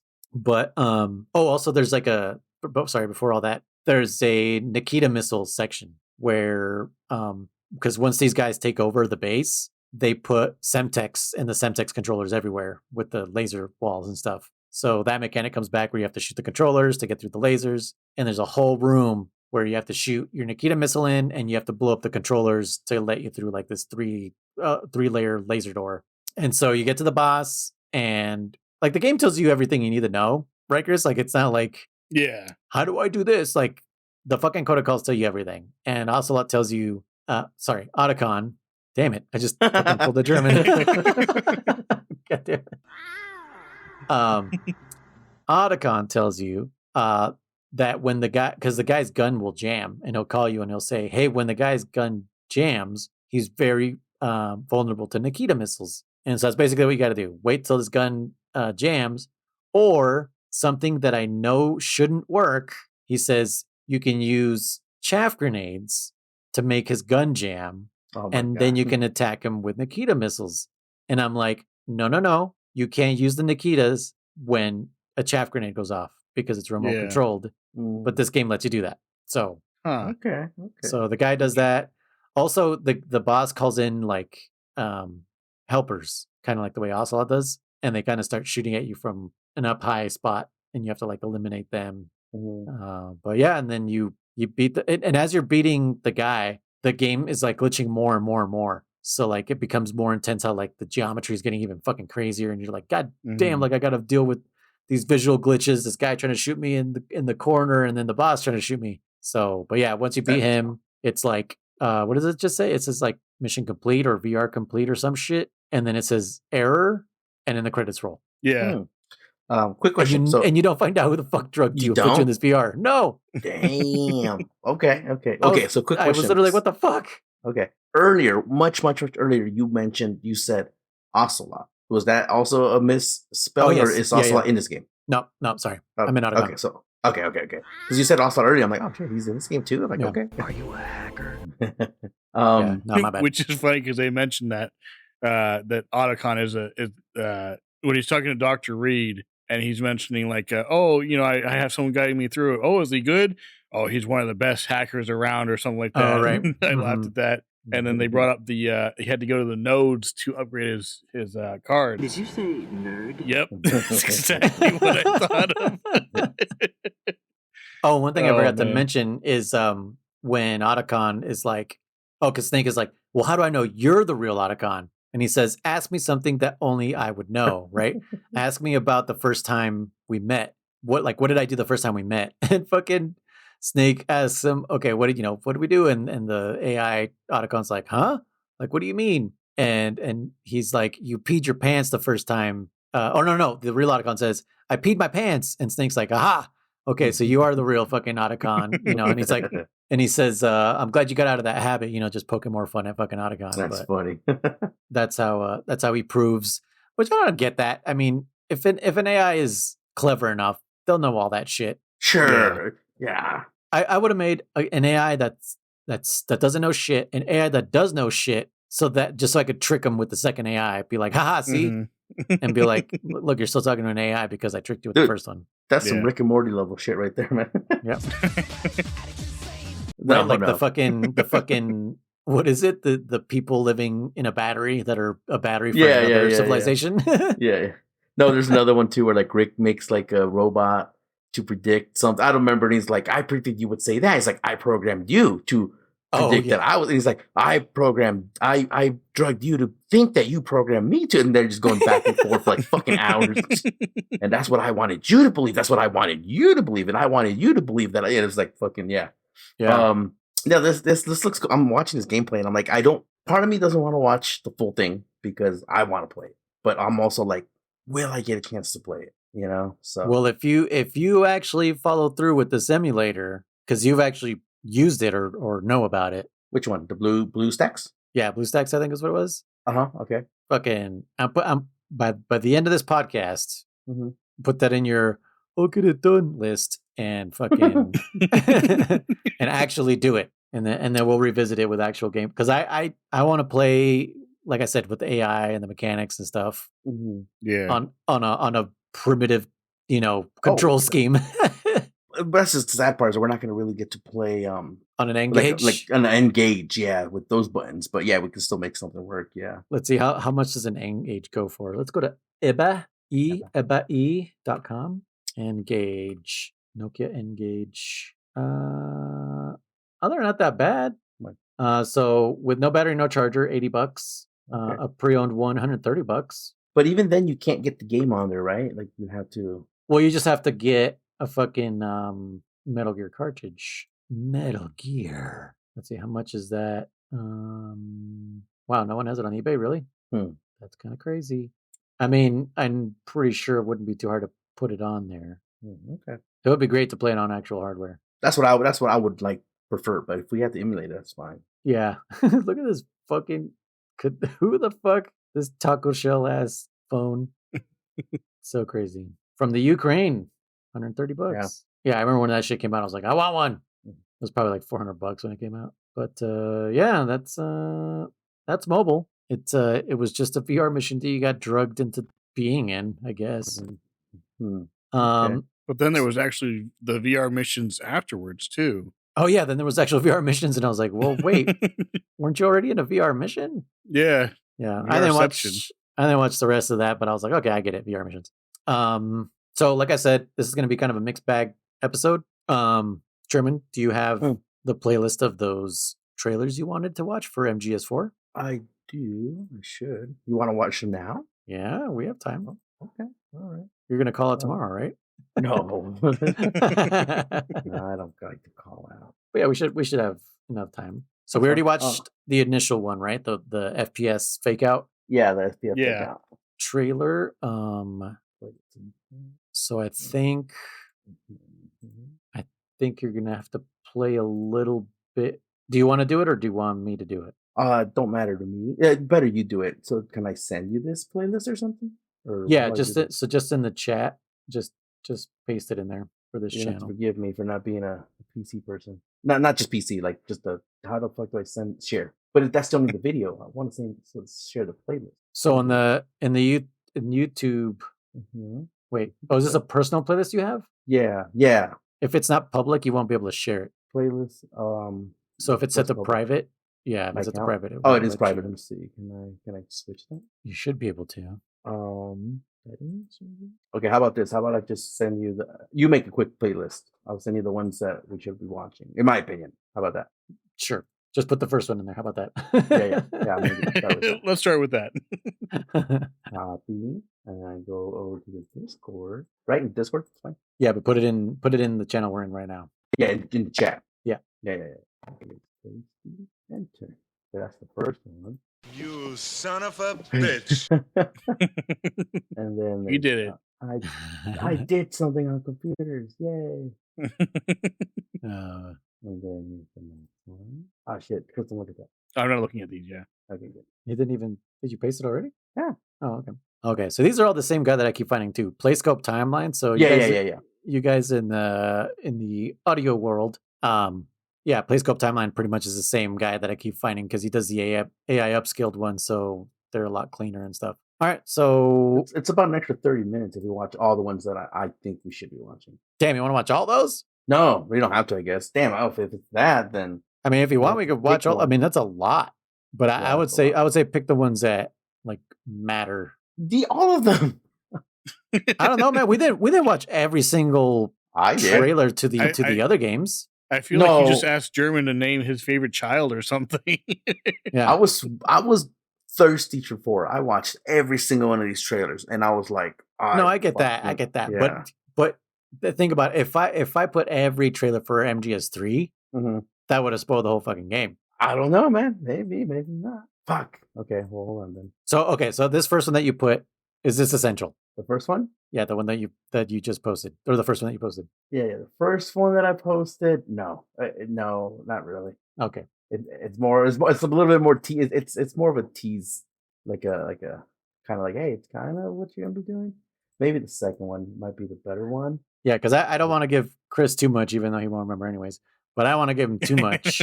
Well, that's the reason I was also debating whether we should show these or not, because I was like, I saw them obviously before the game came out, and it didn't ruin the game for me. Yeah, I think we should do. I think pick your very best one. We'll watch that one and we'll talk about it. All right, you're gonna leave it up to me, no matter what's in it. I mean, does it have heavy spoilers? You don't want heavy spoilers for Chris, because the first one that we saw, that one was a tease. The only thing we saw was Snake with a limp cigarette, fucking talking to Otacon on the Mark II. Yep. And then having a coughing fit and then running off into battle. That's all we saw. So and the mini Metal Gears. Yeah. So, and the mini Metal Gears. The one I think we should watch, I don't know exactly which one it is, but it's the one with the watermelons. You know which one I'm talking about? I do know that one. I think that's the one that he should watch, because it gives the premise of the game without giving anything away. I removed that one from this playlist, so I don't know which one it is anymore. Oh my god! Yeah, because I didn't think that one was too important, because like it did repeat some stuff from another one. But I did. Okay, it does have a section in. Okay, it's the one that's 14 minutes and 13 seconds long. But the watermelon scene that has the watermelon scene in it. With I think that's the one we're talking about. With a lot more shit. Okay. You want to try that one? 14. I mean, it's gonna have a lot of stuff in it, but I think it was, to me, when this got me like, okay, I'm ready for fucking. I think that's the one I'm thinking about. Okay, it has a really cool epic ending. I can't remember the ending, but Let's run through it real quick. I mean, if it, I think it's the one that's going to get him amped the most. I think it's the one that I was like that I watched 14, over 13. and over. Go for it then. I mean, it's gonna have stuff in there, but I think it's the best one. We'll post it. What the fuck is it? Which one is it? Okay, hold on. The one I'm gonna send right now. Hold on. Just tell me which one it is. You posted 3. I don't know. Oh my god! Just look at them. Which one is the one? No, I don't know. Here it is. Okay. What was so hard about saying the second one? Because I didn't know which one it was anymore. Jesus Christ! I was clicking on shit all over the place. Okay. God, I don't know why you make this so difficult. Okay, I'm gonna scrub through. Okay, this is where he talks about war. There's the watermelon part. Yes, this is exactly the one. Okay. Yes. Okay, cool. Good. Yes. All right. So I guess I should share the screen. Oh my god, don't play yet. I'm fucking all right. All right. So this is the 2006 E3 trailer. Also by PlayScope Timeline. I will put it in the fucking show notes. When did the E3 take place? Isn't it in summer? I was either 19 or 20 at this time. Jeez, that was a in long time ago. 2006. Yeah, I was 22. All right, you guys able to see it? 18. I see it. Yeah. I don't know. Oh, you're 18. You guys are such young ones. That was 20. That was 20. I could have bought you alcohol. Mm-hmm. I guess I'll delete this last one since you posted it twice. Okay. All right. I keep wanting to adjust the volume, but it's your screen. All right, you guys. I'm going to hit play in 3, 2, 1, play. Oh, I'm excited. Chris, I hope you rebuilt your dick. I have an extra just in case. Oh, this is very AI upscaled. He looks even older here than in the other one. I don't know if I like this trailer, German. It's like very AI upscaled. We'll see. 国家や思想のためではない。利益や民族のためでもない。金で雇われた傭兵部隊と作られた無人兵器が果てしない代理戦争を繰り返す。命を消費する戦争は合理的な痛みのないビジネスへと変貌した。Okay, it's not too bad now. 戦争は変わった。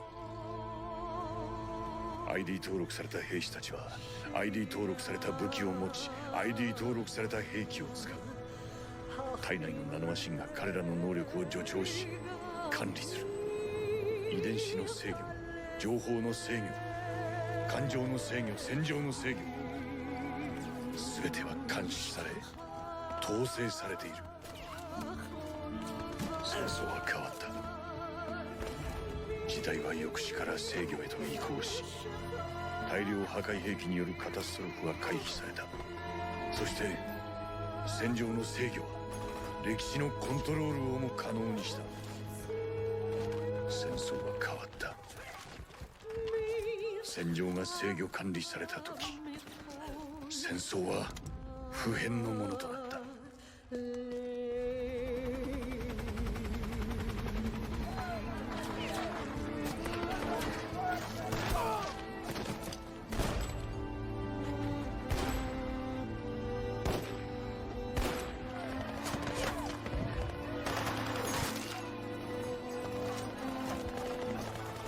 戦火をさらに拡大し、かつてビッグボスが唱えていた理想郷を実現させるつもりなのだ。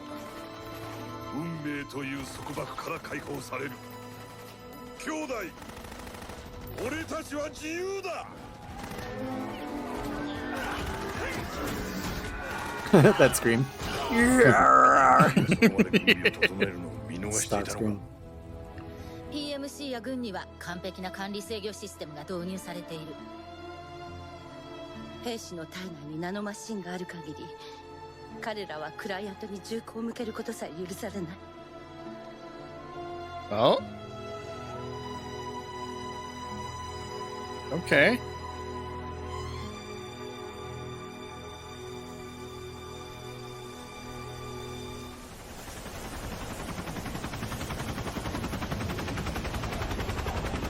Yeah, don't pay attention to the graphics. Like this AI smoothed everything out. It looks weird.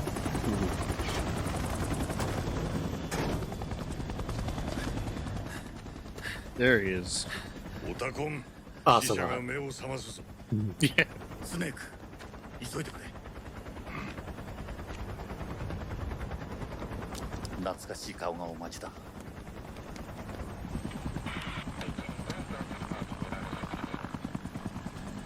Old friend. スネーク、大佐。 Oh, そ weird. の呼び方はよしてくれ。奴の居場所が分かった。中東だ。The Colonel in the flesh. 詳しくは道中で話そう。今奴を止めなければ。 This part always made me happy when I saw it. The Colonel. Yay. Yeah. 後はない。 You didn't like him with the blonde hair? ああリキッドが動き出した。 Licuado. リキッドはその強大な軍隊を率いて武装蜂起の準備を進めている。ナオミ、教えてくれ。この体はいつまで持つ。体内のあらゆる場所で老化が始まっている。常人ならもう立ち上がることもできないはず。もってあと半年。それがあなたの命。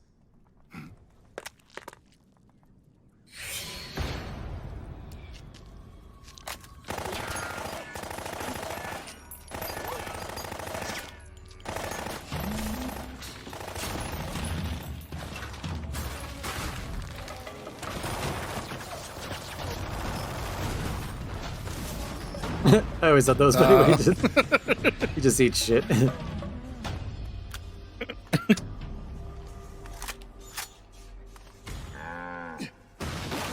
Moo. Moo.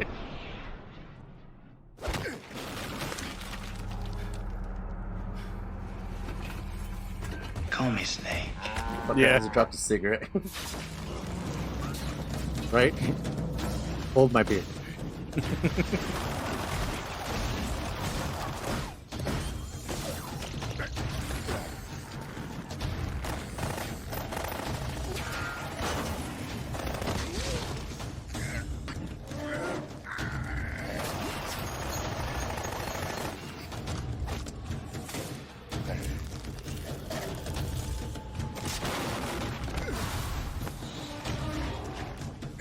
Actually, I take it back. That's no mini Metal Gear. It doesn't have a dick laser. Right. But it's got a tentacle. It's got a tentacle dick. Yeah.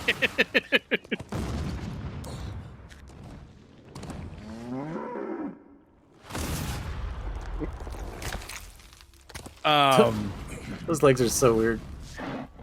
Yeah. That's gonna give me nightmares.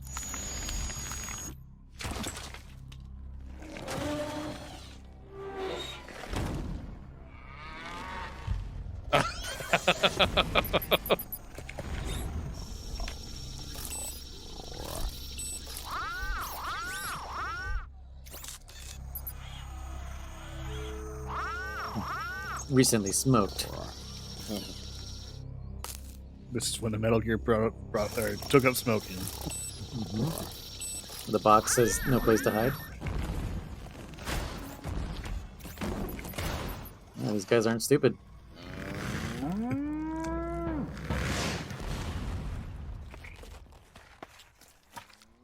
Oh. The watermelon part. Yeah, now you know what we mean by watermelon. Oh, that's right. And they shit green. That's right. Yeah. Okay. Don't worry about it, Chris. Yeah, all right. That's it. That's fine. That's what cows do. Still don't know. They're part frog. Cool. Oh.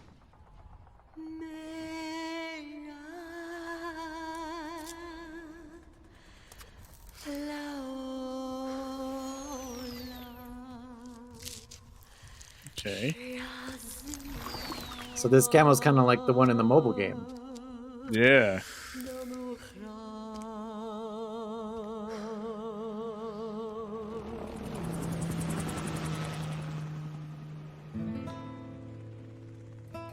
Metal Gear Solid 4. やめよスネーク。もう限界だ。今すぐ死ぬわけじゃない。違う。相手が悪すぎる。倒せるような相手じゃなかったんだ。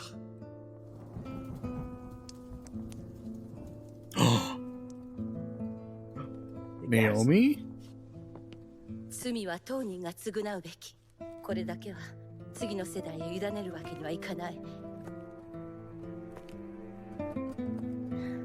罪を未来に残してはいけない。She'll always be a redhead to me. They fucked her up, I think. Roy Campbell, Colonel Campbell. Royal Campbell. Royal Campbell. 愛国者たちが関与している。世界を救えるのは君たちしかいない。Mei Ling? Oh. Meryl. Ooh.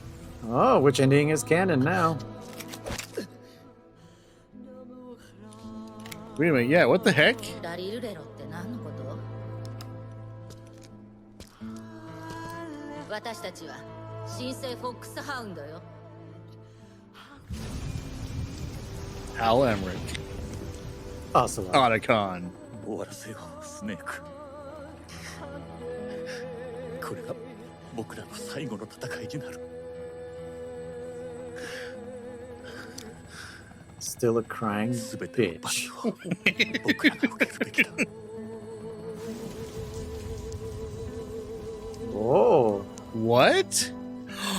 That's right. Sock puppet. お前の方だ。身内を殺した後はどうする？罪を受け入れて自分を葬るか。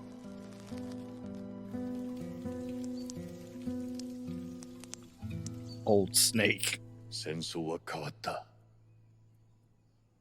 一つの時代が終わり、俺たちの戦争は終わった。だが、俺にはまだやらなければならないことが残っている。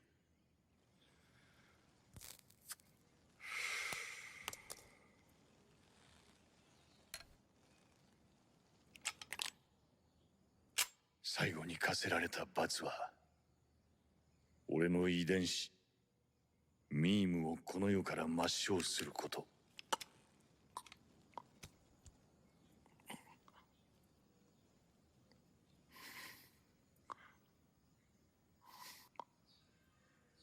それが俺に残された最後のミッション。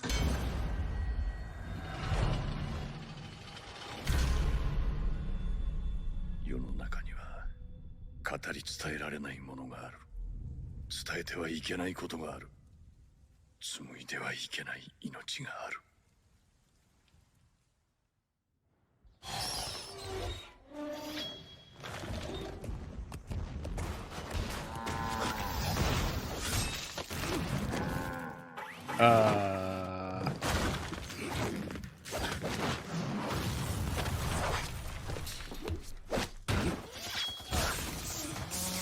Can't have no rule without a ninja snake. Right? Yeah. What?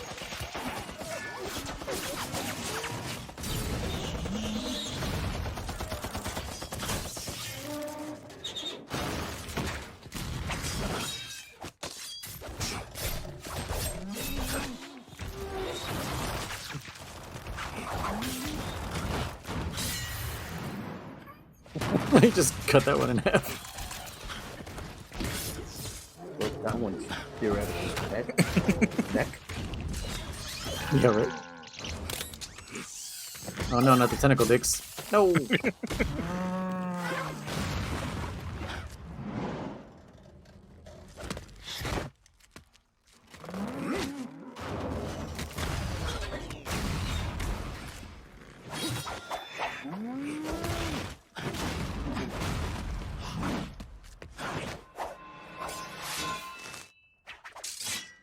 What?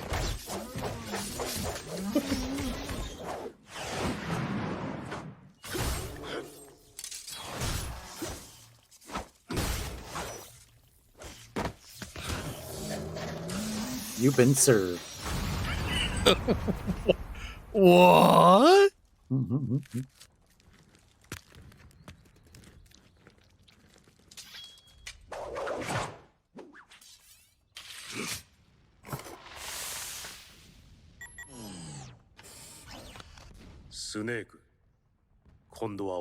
I knew it. It's Raiden, isn't it? Yep. Holy shit. My dick and my backup dick have just exploded. They're gonna say the dick on your back. My back dick. Yup. That's Cool.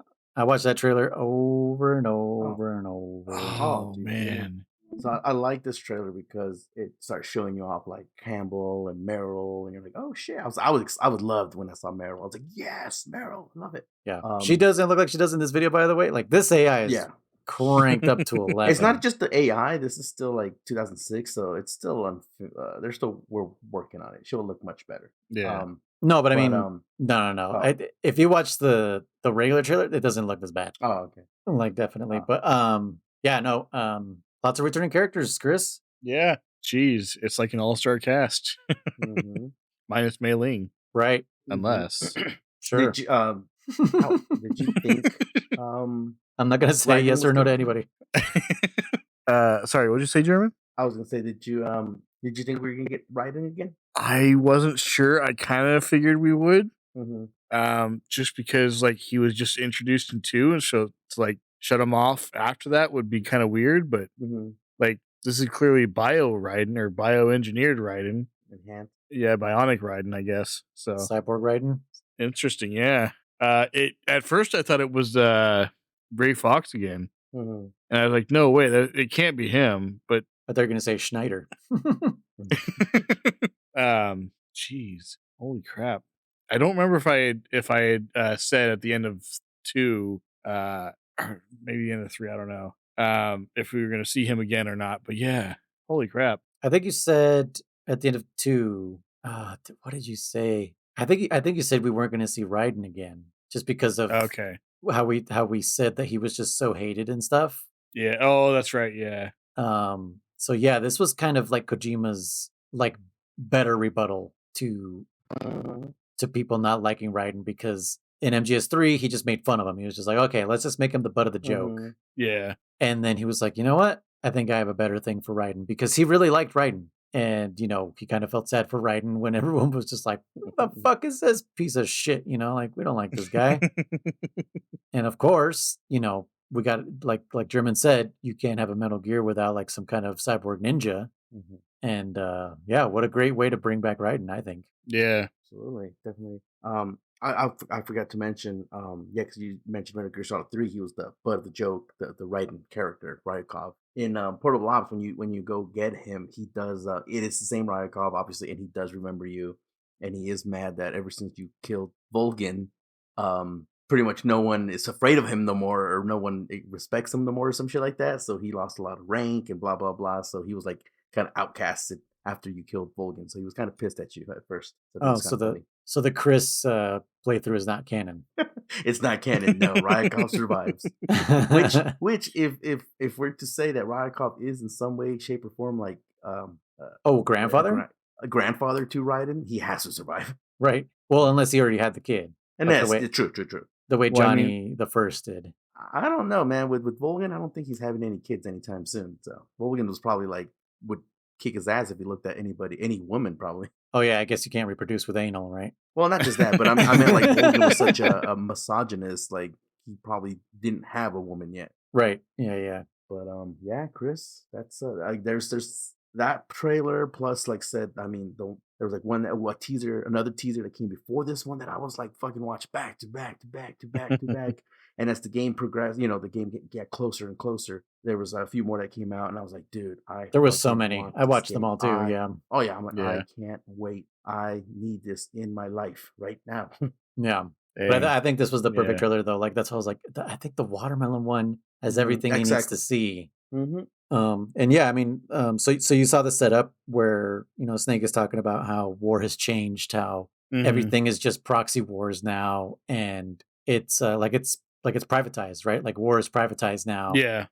And it's become what they think was Big Boss's vision, of a world where it's just soldiers fighting all the time, which is the same thing that Liquid echoed, right? Liquid was like a world where soldiers always have a place, and their conflict will breed conflict. Yeah. But when we've played Snake Eater and now Portable Ops also, it doesn't sound like that's the world Big Boss was talking about. No, right? He wanted to make a place where soldiers could fit in, not where they had to fight all the time, right? Yeah. Yeah, because he definitely had that. Well, he talked about the whole thing that Snake did, like, when I'm off the battlefield, I'm useless. Nobody wants me around. My skills only apply to the battlefield. And there's nothing I can do in the civilian life, basically. But he wanted to, instead of making it to where soldiers are always doing soldier stuff, he wants to make an area where soldiers can be themselves and not have to worry about being outcast from society. Yeah. So yeah, no, it's interesting because it brings up the whole thing of, was Big Boss really the bad guy? Was he, was he bent on world domination or whatever they thought he was? And no, he wasn't. And so where did it go wrong? At what point between Big Boss and Solid Snake did someone say like, no, this is what he's saying, and where did they get their information and everything like that? Like where did it all break down kind of thing. So right. It's a game of telephone. yeah. How ideas and ideals get changed from generation to generation. How Mhm. we misperceive what our family wanted us to be or what they pictured our futures would be. Yeah. Yeah. Kinda Or crazy. even like when they were talking about in just two controlling information, Right. and controlling the media and everything. Uh, was that a part of it beforehand? So interesting. Yeah. Huh. Mhm. It certainly it adds a lot of depth to the story, that's for sure, and the characters. Yeah.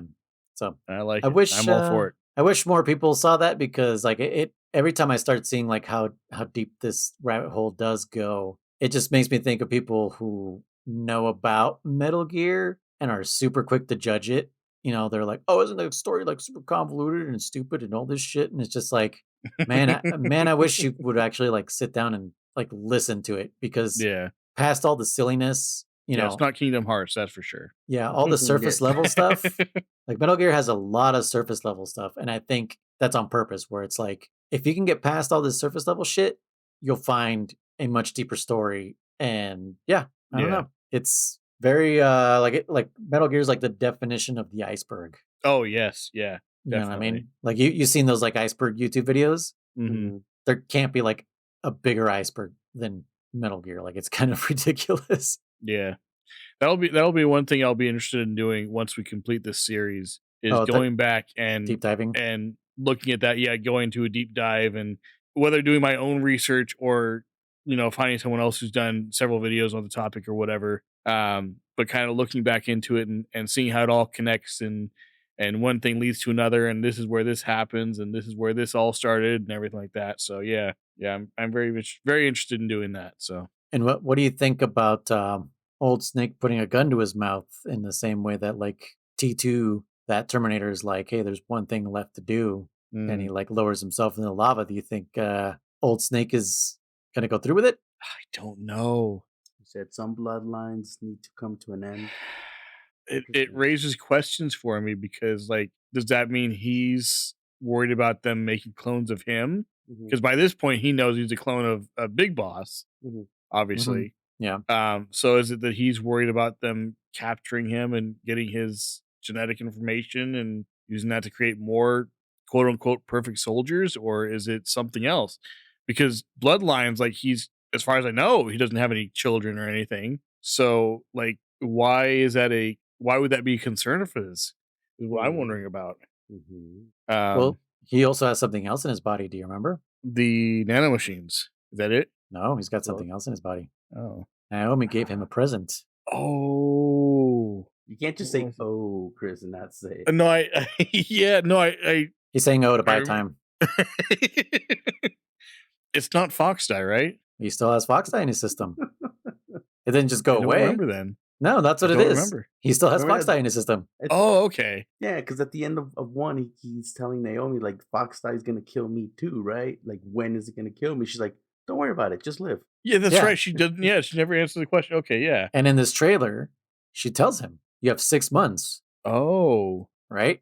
But a virus is a virus. And what does a virus do? it spreads. It multiplies. Well, no, what's the first thing a virus does before it does all that? Well, not the Kills first thing, you. but the next thing that it does. What did COVID do after a while? Mutate. Right. Maybe that's a danger. Dun, dun, dun, dun, dun. Yeah. Interesting. Okay. So maybe that's part of what he's talking about. Yeah, I didn't think about that. Yeah, you're right. Yeah, there's a lot of things going on here. And then Oh, yeah, fucking jeez. and then the sock puppet seems Yep. to have maybe Fully taken taking over. Yeah, Yeah. completely taken over. Now he's Liquid Ocelot. Huh. The shit we've been calling him, Liquacelotl, Yeah. Quasolotl. Like Quazzle, yeah. Oh man. Yeah. Good times. Jeez. Yeah. That's No, but it's I hope it's definitely getting excited, Chris, because this one is definitely. I love this one too. This one's very. Oh, close my to heart me. is racing. I got Good. I'm ready. Like I said, I love my 3, but I'm very excited myself too because I haven't played 4 in many moons. So I don't think I'll be surprised with any essential like, oh my god, I forgot about this part necessarily. But I am like, yeah, I'm excited to play this one. I am going to play through it this time again like the way I did the first time. Mhm. Because every like I said, I've only beaten it maybe 2 or 3 times. Mhm. And like I've already kind of given my opinion where I kind of glazed over this one and I was kind of like, I could live without this entry, which I know German's like, what? You know, which is kind of how I feel about him saying Portable Ops is better than Peace Walker, because that's insanity. But I'm going to do my best to not glaze over this one, because it's real easy to do so, as everyone has already warned Chris. Lots of cutscenes. But the difference between this and, like, say, MGS2 is these cutscenes matter. Like, for sure, Yeah. the things that they talk about matter. There's nothing that's like, oh my God, I don't fucking care about. Sure. Well, even the Rose? ones that don't Yeah, matter Rose or some are bullshit. still Like, oh my God. entertaining. Yeah, Yeah. yeah. Like even the ones that don't matter, that you're like, oh, this is definitely just filler. It's entertaining. That carrot. Yeah. I think it's funny. I don't know if you heard my cat earlier. She's like, No, actually, we didn't hear the cat. Okay. She The didn't pick it up. Good. the AI suppressor is doing its job. Good. Crazy. Good. Yeah. But no, yeah, like I said, even the stuff that's like literally, like, I'm going back in my memory bank and saying, like, yeah, that stuff's stupid. That never panned out. Maybe not really. It's still entertaining. I remember, Chris, they were talking about how these cutscenes were like so fucking long. People before the game came out, people were already like reviewers were like, dude, what the fuck? It's more of a movie than a game. Blah blah blah. This blah blah blah that. Like, they posted, they're like, there's 11 hours of cutscenes. Yeah. Which is true. Yeah. But we have modern games that have more than that now. Sure, yeah. sure now, but at the time it was definitely fucking. It's more bearable nowadays. But Well, it's funny. Uh-huh. It's funny because one of the games, I think I told you this story, Herman. When I got my Switch, I didn't know what games to get. I know I wanted to get Zelda Breath of the Wild, and I was like, oh, I'll get a couple more games, just to keep me tied over for a while. And so one of the games I got was Xenoblade Chronicles 2. Oh yeah, here's it. And yeah, you gotta send me that. I want to play it. Oh my gosh. It's like the first 2 hours of it is all cutscenes and tutorials, and I just couldn't take it after a while. I didn't make it far in that game either. I can't get through this all because it's one thing to give you tutorials about, like, okay, this is what you're gonna work on now. We'll let you play with this for a little while, and then we'll go from there. But what it did, and this is what bugs me. This is what annoys me the most, is it does a tutorial or does a cutscene tutorial. You do this one thing, and you're like, oh, I get to control myself. I get to go somewhere. You walk 2 steps. Another cutscene happens. Another tutorial happens. It's like, when do I get to play the game? And it felt like the first 2 hours of the game were just that. Oh, no. I gave up on that game. I had it on GameFly, and I was like, I tried. Yeah. Nope. Man, GameFly, that shit's still around. Hell yeah, dude. It's still around. But the funny thing is, a friend of mine, Meow EMC, loves that game. Absolutely loves it. Like, she is all about that game, like the whole series, but she likes that game. And I give her a hard time about, like, oh, cutscenes, tutorials, blah blah blah. It's the worst game, blah blah blah, all stuff like that. And she was talking about that game has like 24 hours worth of cutscenes in it. Holy balls! Like a full day's worth of cutscenes in the game, and that's aside from gameplay. Like, right. That's insane to me. It's so an 11 RPG, hours, so, I can handle that. Yeah. That's why when everyone was like down talking MGS4, like they were telling you, like, oh man, wait till MGS4, because everyone relates 2 to 4, right? Because it's a direct sequel. So yeah, people were like, dude, if you can't handle 2, man, you're not gonna be able to do 4. And in the back of my mind, I was like, look, I'm not the biggest fan of 4, but I know it's a fucking better game, and I know the cutscenes are way better. Yeah. So 2 or in general? In general. Okay. Yeah. But speaking of Meow, she's actually replaying MGS1 right now on her stream. She got through, who did she beat? She beat Cyborg Ninja today. Oh, cool. She just started today. So give her a quick shout out. Twitch.tv/meow_EMC. She listen to the podcast? I know HeyJ does. So I'm sure she's heard a lot about it. So yeah. Boom, Meow MC. What the heck? Just kidding. It was funny. That was like a long way of saying, I don't know. Yeah. I know people around. No, I'm pretty sure she has listened to it. I'm sure HeyJ. She knows podcasts exist. I don't know if she knows ours exist. She's aware. She knows podcasts exist, and she knows me. So yes. She knows that Bill Burr started a podcast about 14 years ago. So she's aware. podcasts. Yeah. He's like the OG of podcasts. Is he the one that started that? He didn't start podcasts, but once podcasts kind of made it famous. Like as soon as like podcast started, he was like, I'm gonna do this. And Okay. yeah, like if you look at like his oldest one, it's like way back in the day. So I don't know, 2006, like real early. Oh dang, yeah. Yeah, like whenever the fuck podcasts were invented, but yeah, probably he was one of the first. Like just talking to himself. He didn't have anyone else with him. He was just talking to himself. And Shit, damn. yeah, and now I know he has like guests and shit, but I still think is just talking to nobody sometimes. Yeah. And people are like, fucking hell yeah, I just want to hear Bill Burr talk some shit. Talk. Well, dude, we do it all the time when we're driving. I talk to myself like crazy when I'm fucking driving, dude. Nah, I mostly do it in my brain. I talk out loud, dude. I have imaginary conversations in my brain. No, mine are. I do that too. Yeah, I have arguments in my brain that I win. Yeah. What's another question? Yeah. Oh, go ahead, Chris. Yeah. Oh, that was it. It's that trailer. Holy crap! That's wow. Yeah, I'm trying to think of another question about that trailer. Meryl. Yeah. Does that mean the ending you got is canon? I don't know. Is she a clown? Well, because the ending I got, Otacon died. What? Or should have. Otacon never dies. Oh. You mean, yeah, but Otacon doesn't die. No. He just stays behind and you escape. Oh, that's true. Yeah, it's never made clear that he dies. That's right. Okay. And in the digital graphics novel, they both make it through. Yeah. Yeah. Huh. Yeah, that was super weird. That's funny. So yeah, I guess the ending I got was the canon ending. I'm guessing. You sure? I'm gonna go with yes. Okay.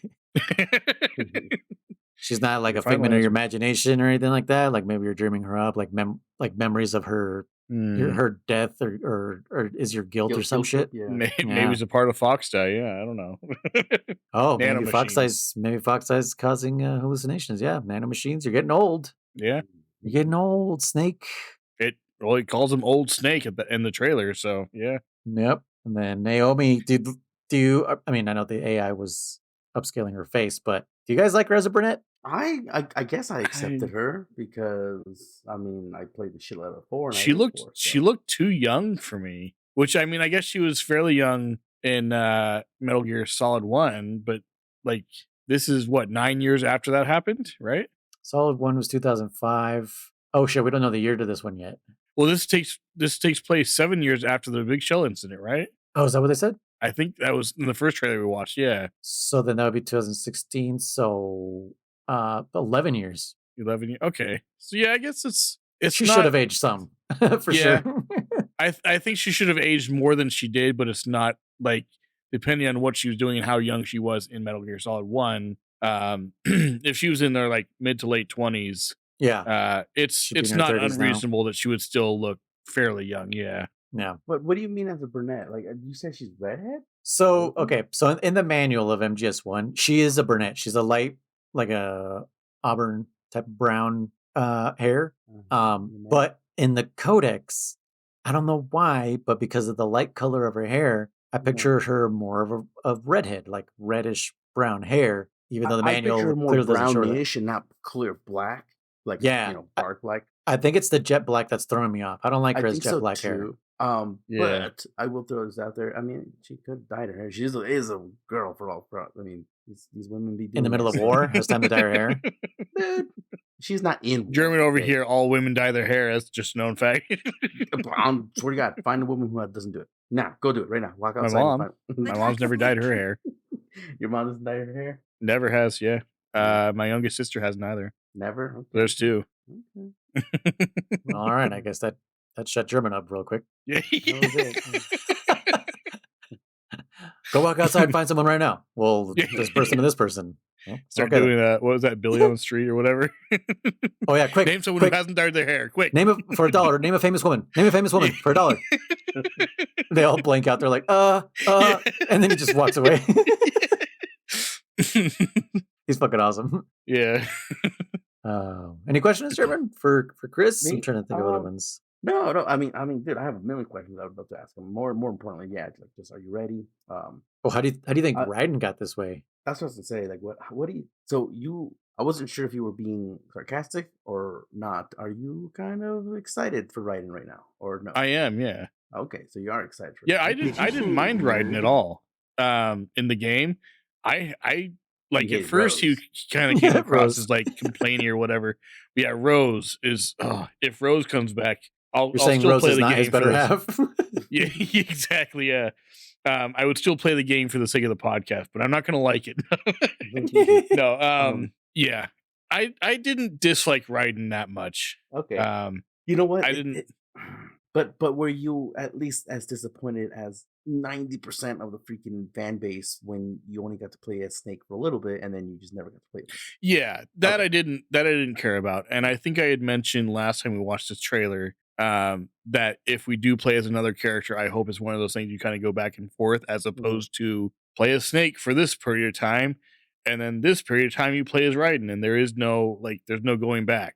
Yeah. Like, I think if they had done that with 2, it would have been a lot more interesting. Absolutely. Like I said, if you got to do Shell 2 with Solid Snake, and yeah. Yeah. I mean, Yeah, it's for still- crying out loud, you fight Fortune, quote unquote, as Snake, but you don't never see it. It's just she shows up with him defeated, you know? Hmm. Yeah. I'm still hurt. I hate Raiden in 2 still. I'm very hurt. But I will admit, I remember seeing this Raiden. I was going, okay. Like, I instantly knew it was a Kojima saying, okay, fuckers, you didn't Yeah. like him? Here you go. Yeah, 'Cause then I was definitely like, okay, I want a wink to all the haters. Like, Oh, absolutely. Yeah.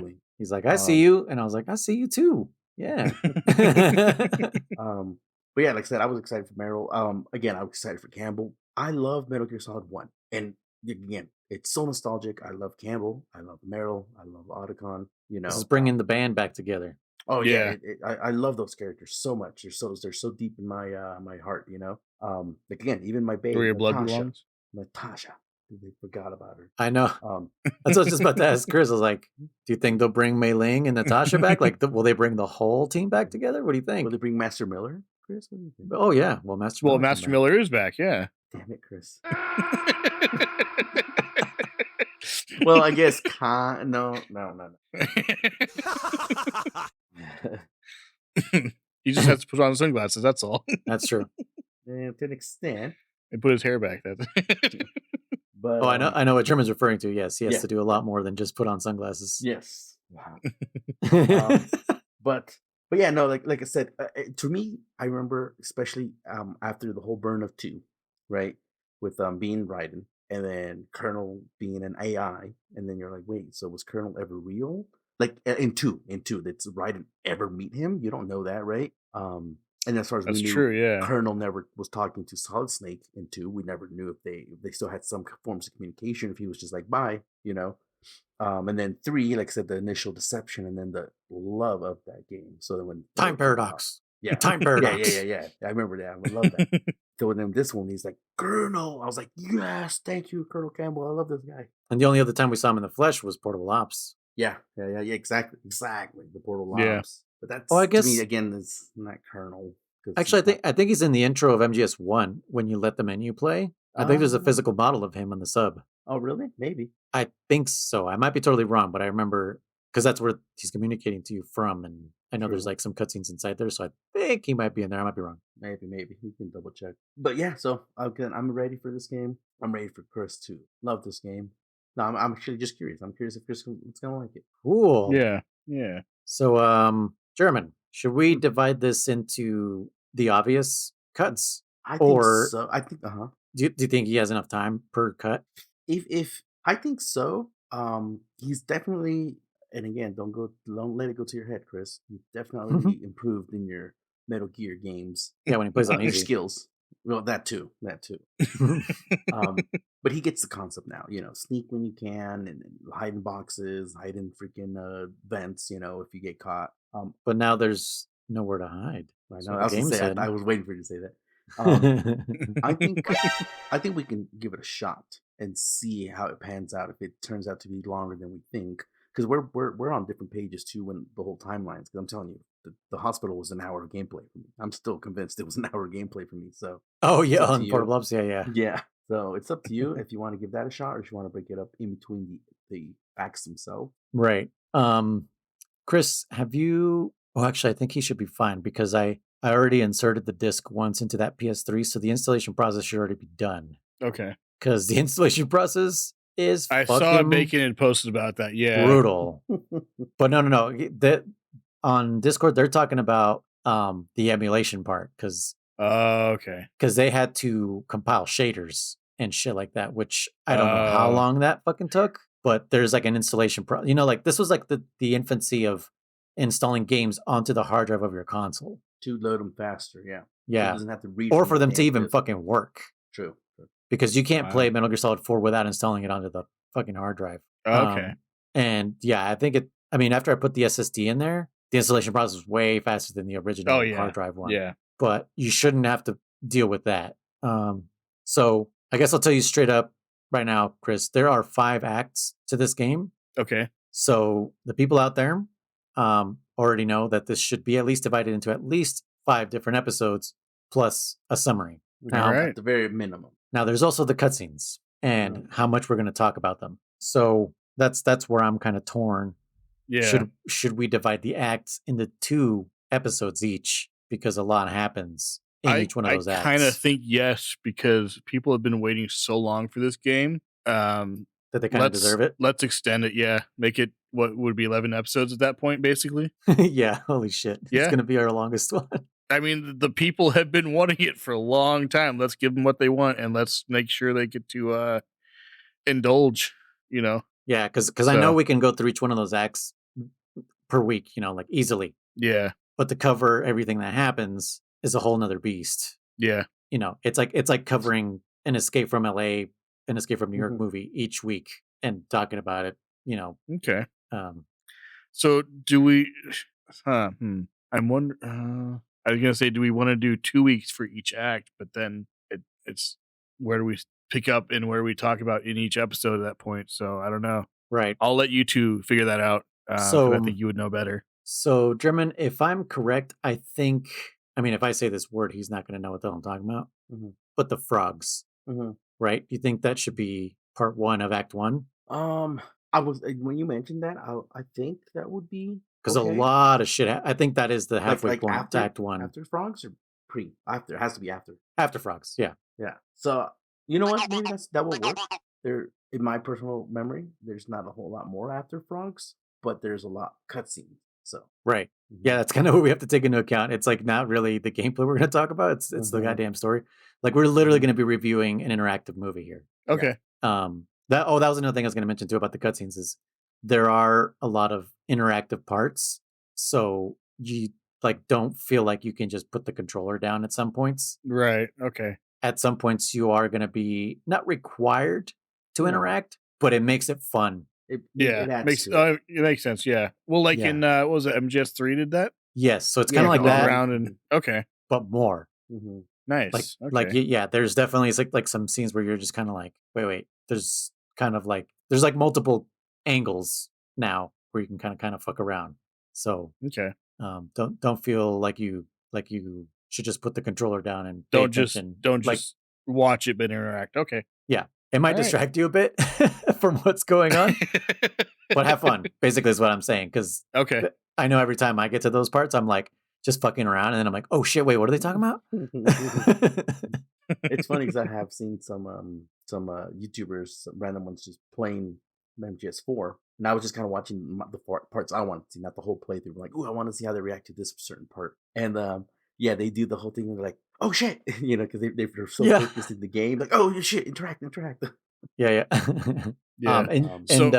Good. You go ahead. This is kind of an afterthought for me. Oh, I was just gonna say these cutscenes you can pause. So when you press start, it'll actually pause the scene and give you an option to skip, so you won't accidentally skip any cutscenes. Yeah. So like if you So if you absolutely like, I gotta go take a piss or I gotta go do something, press pause. Awesome. Okay. Fucking walk away, come back. That's a great feature that took them forever to implement. Mm-hmm. Yeah.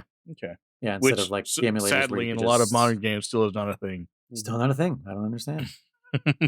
Crazy. Or even scrub through a cutscene, like just rewind. I know. Why can't we?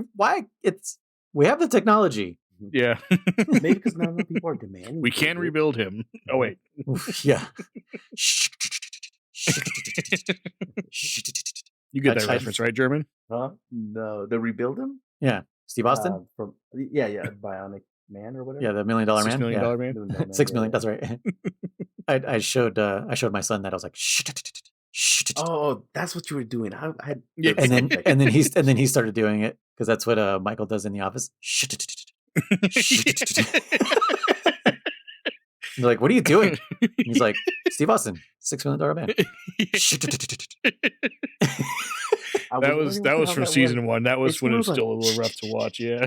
Yeah. What is it? It's more of a no. Well, Are you know thinking this. of Chariots of Fire? Huh? You thinking of Chariots of Fire? No. What the fuck are you talking No. about? It's German's right. It's more like that. Okay. I mean, German, you know that sound effect. Yeah. Later. Yeah. Okay. Yeah. But the way Michael does it in the office, it's not correct at all. He just goes. Yeah. Oh, okay. I just found this pic real quick. I'm gonna send it to you guys in the Discord. I think it's freaking hilarious. Well, let's look at this. Oh, okay, they're all wearing sunglasses. Even it took me a second. It took me a second to figure that out. I was like, wait, what the fuck? Oh, that's hilarious. Fucking Jim Houseman's wearing sunglasses.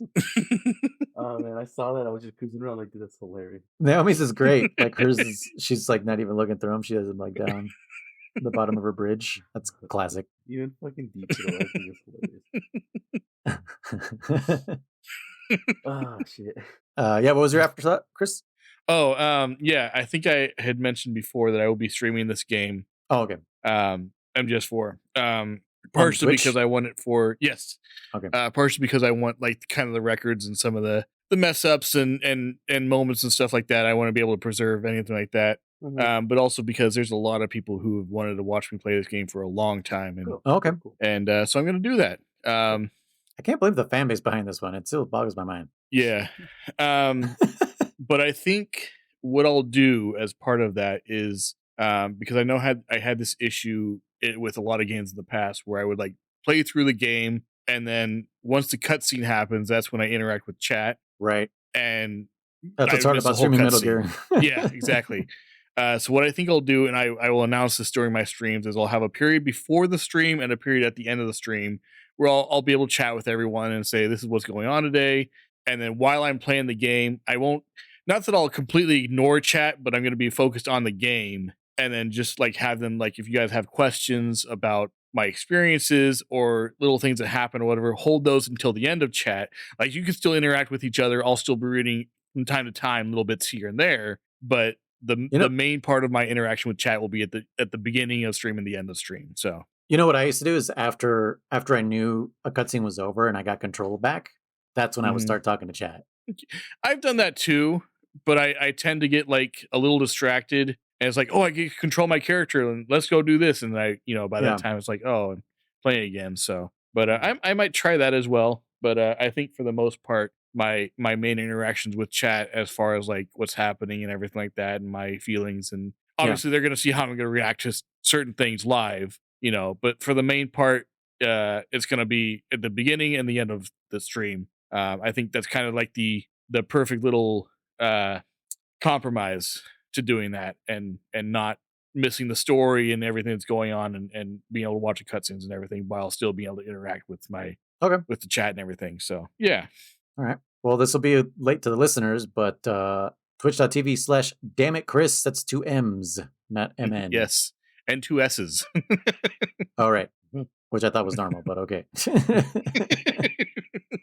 So I'll put that in the link to the, how about this? I'll put this in the link to the previous episode. That works, yeah. And then we'll also let people know on Discord and shit. And I'll be let sure your community know, yeah. Yeah, I'll be sure. Well, it'll probably put announcements in here as well in this Discord as well. Okay. To let them know. So yeah, anyone who's welcome. No pressure. Obviously, I'm not looking for numbers or anything like that. I do it for fun. If you listen long enough, I'm terrible at games, and if you've wondered how bad I am, I know I am a robot. Has questioned that in the past, and he's like, "Oh, you're not as bad as they make you sound." I was like, no, I'm worse. Trust me. Yeah.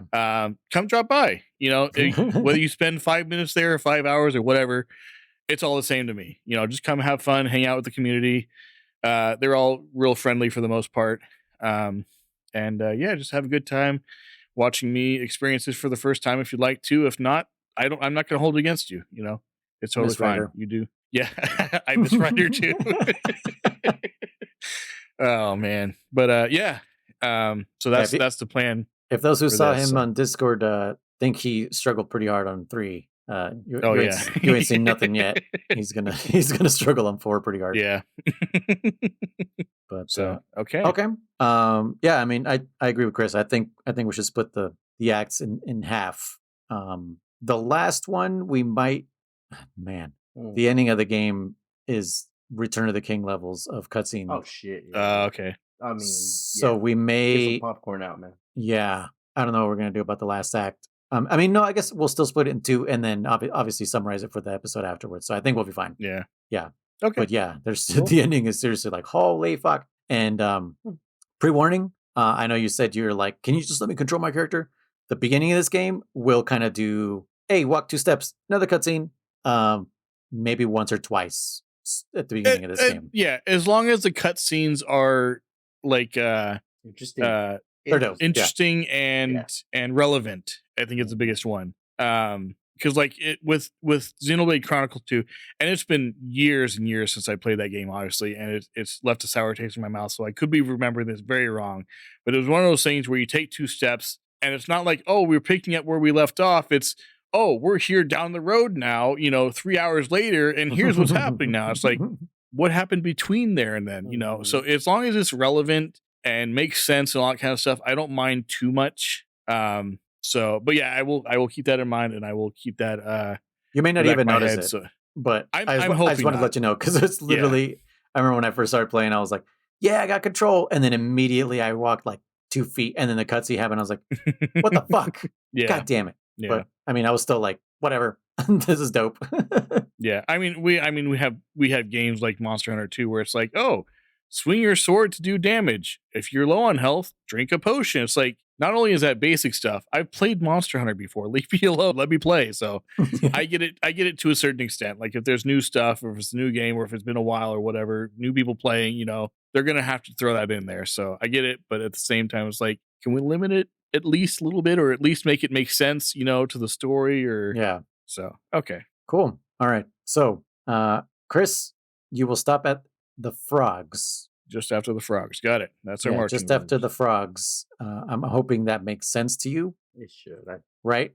I mean, should I tell them what it is? Like not what happens, but like what it is? Nah. It's pretty obvious, right? The frogs? Yeah, it's obvious. Okay. They mentioned the word the frogs. Okay. And once that whole thing plays out, stop there. Cool.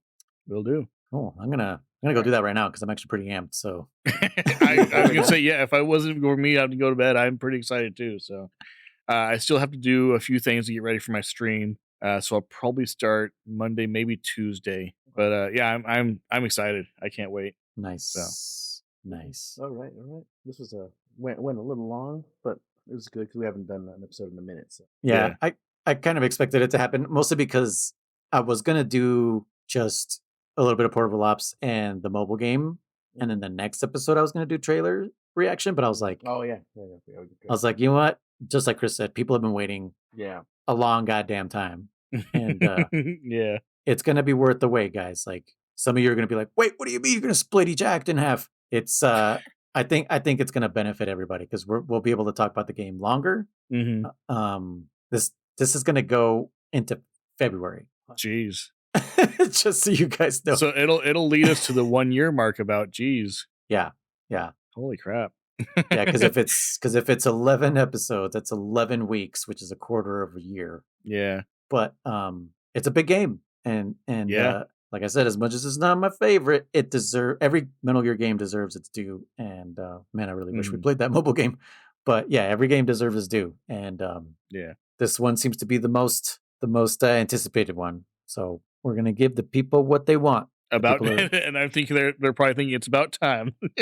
I know, right? Fucking He Who Shall Not Be Named has been like, oh, this should have been done in July. And we're like, no. No, but it's all about the edging process. Oh yeah. All right, speaking of which, I'm shocked that there's the couple of people that will be playing along with us. The one that surprised me the most was actually Spy. I know, because I know he played through some of 2. And yeah, I was in his stream today. He's like, "Oh, Chris, I wanted to show you something while you're here." I was like, "Oh, what's up?" And yeah, he got a copy of Metal Gear Solid 4. You said it was for the like PlayStation. $4 or something. Shit. Yeah, I don't remember what it was, but he happened to find. He was like, "I'm getting it now," and so I think that's awesome. And then I gifted him a copy of Metal Gear Solid 5 on Steam. Okay. So I guess I'm assuming he'll be playing that with us as well when we get there. But the definitive edition, right? yeah, the one that was on sale for like 80% off or whatever it was. It was like When you got it, okay.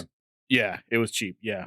But yeah, so I was shocked. I was like, dang, that like He surprised that's me too. cool. I love that the community is getting involved like that, and even I'm a robot. Like when he was playing along with us in Portable Ops and everything, I thought it was cool. It's like that makes it even more entertaining for me and even more interesting for me. Because I know this is my first time playing this, and I know a lot of people like they played the main series or like they played a couple of the games or whatever. They're kind of familiar with the idea behind it, and then they're like, "Oh, I've never played this game too, so I'll play along with you guys." And I think that's real cool. Like it makes it feel more of a community rather than they're just listening to what we talk about, you know. Yeah. So, but yeah, I appreciate that, and I love that people are doing that. It makes me feel special. Nice. So. Yeah. No, I agree. Yeah, I'm glad people are playing along. Yeah, I'm glad I Am a Robot endured through Portable Ops. Yeah. Even though he started with the wrong game first. Yeah, that's right. Yeah. He's like, wait a minute, what the fuck is all this shit they're talking about? I don't see any of this. Sorry, dude. Poor guy. That one's plus, not regular one. Probably should have mentioned that at the top. Yeah. Don't do what my buddy Vinny did back in the day and get the wrong one. All right. German, any last thoughts? No, not much. Kind of crazy that. Yeah, I understand we're doing the 11, but just time wise, I'm like, holy shit, it is gonna push us way the fuck out there. Yeah. If we had the time for it, you know, if we were still doing like 4-hour episodes, sure. But I don't want to edit 4-hour episodes. Yeah. And I think the quality would be lower anyways. Yeah. We would feel rushed instead of more relaxed as we are now. Yeah, we'd forget stuff too. We're like, so much rush happens over in this. certain parts. Yeah, certainly, yeah. Yeah. So I'm pumped. I'm excited. I'm ready, and I'm looking forward to it. All right, good. We got our marching orders. Indeed. Were you gonna say something, German? No, it's good. Okay. To the frogs, listeners, if you know, you know, and if you don't know, we'll just listen for the term the frogs, and you'll know. Yeah, you're right along with me. Like, yeah. Or ask Chris when he gets there. Be like, "Is this the spot?" yeah, right there. That's the spot. Yeah. So yeah. I was one of your hosts, Luis, aka Red Noise. Guys, I am Contra, aka Chrono Riser. And I am yeah. I don't remember Chrono Riser. Right? Chrono Riser, yeah. And I am Dammit Chris, aka Blue Rhino Boss. Word up, and we'll see you guys next time. Thank you so much for listening to us this far. I know I took a break and it feels weird coming back, but you guys didn't feel a thing, I hope. You only had to wait 1 week. Yeah. And yeah, we'll see you guys next time. Goodbye. Bye. Bye.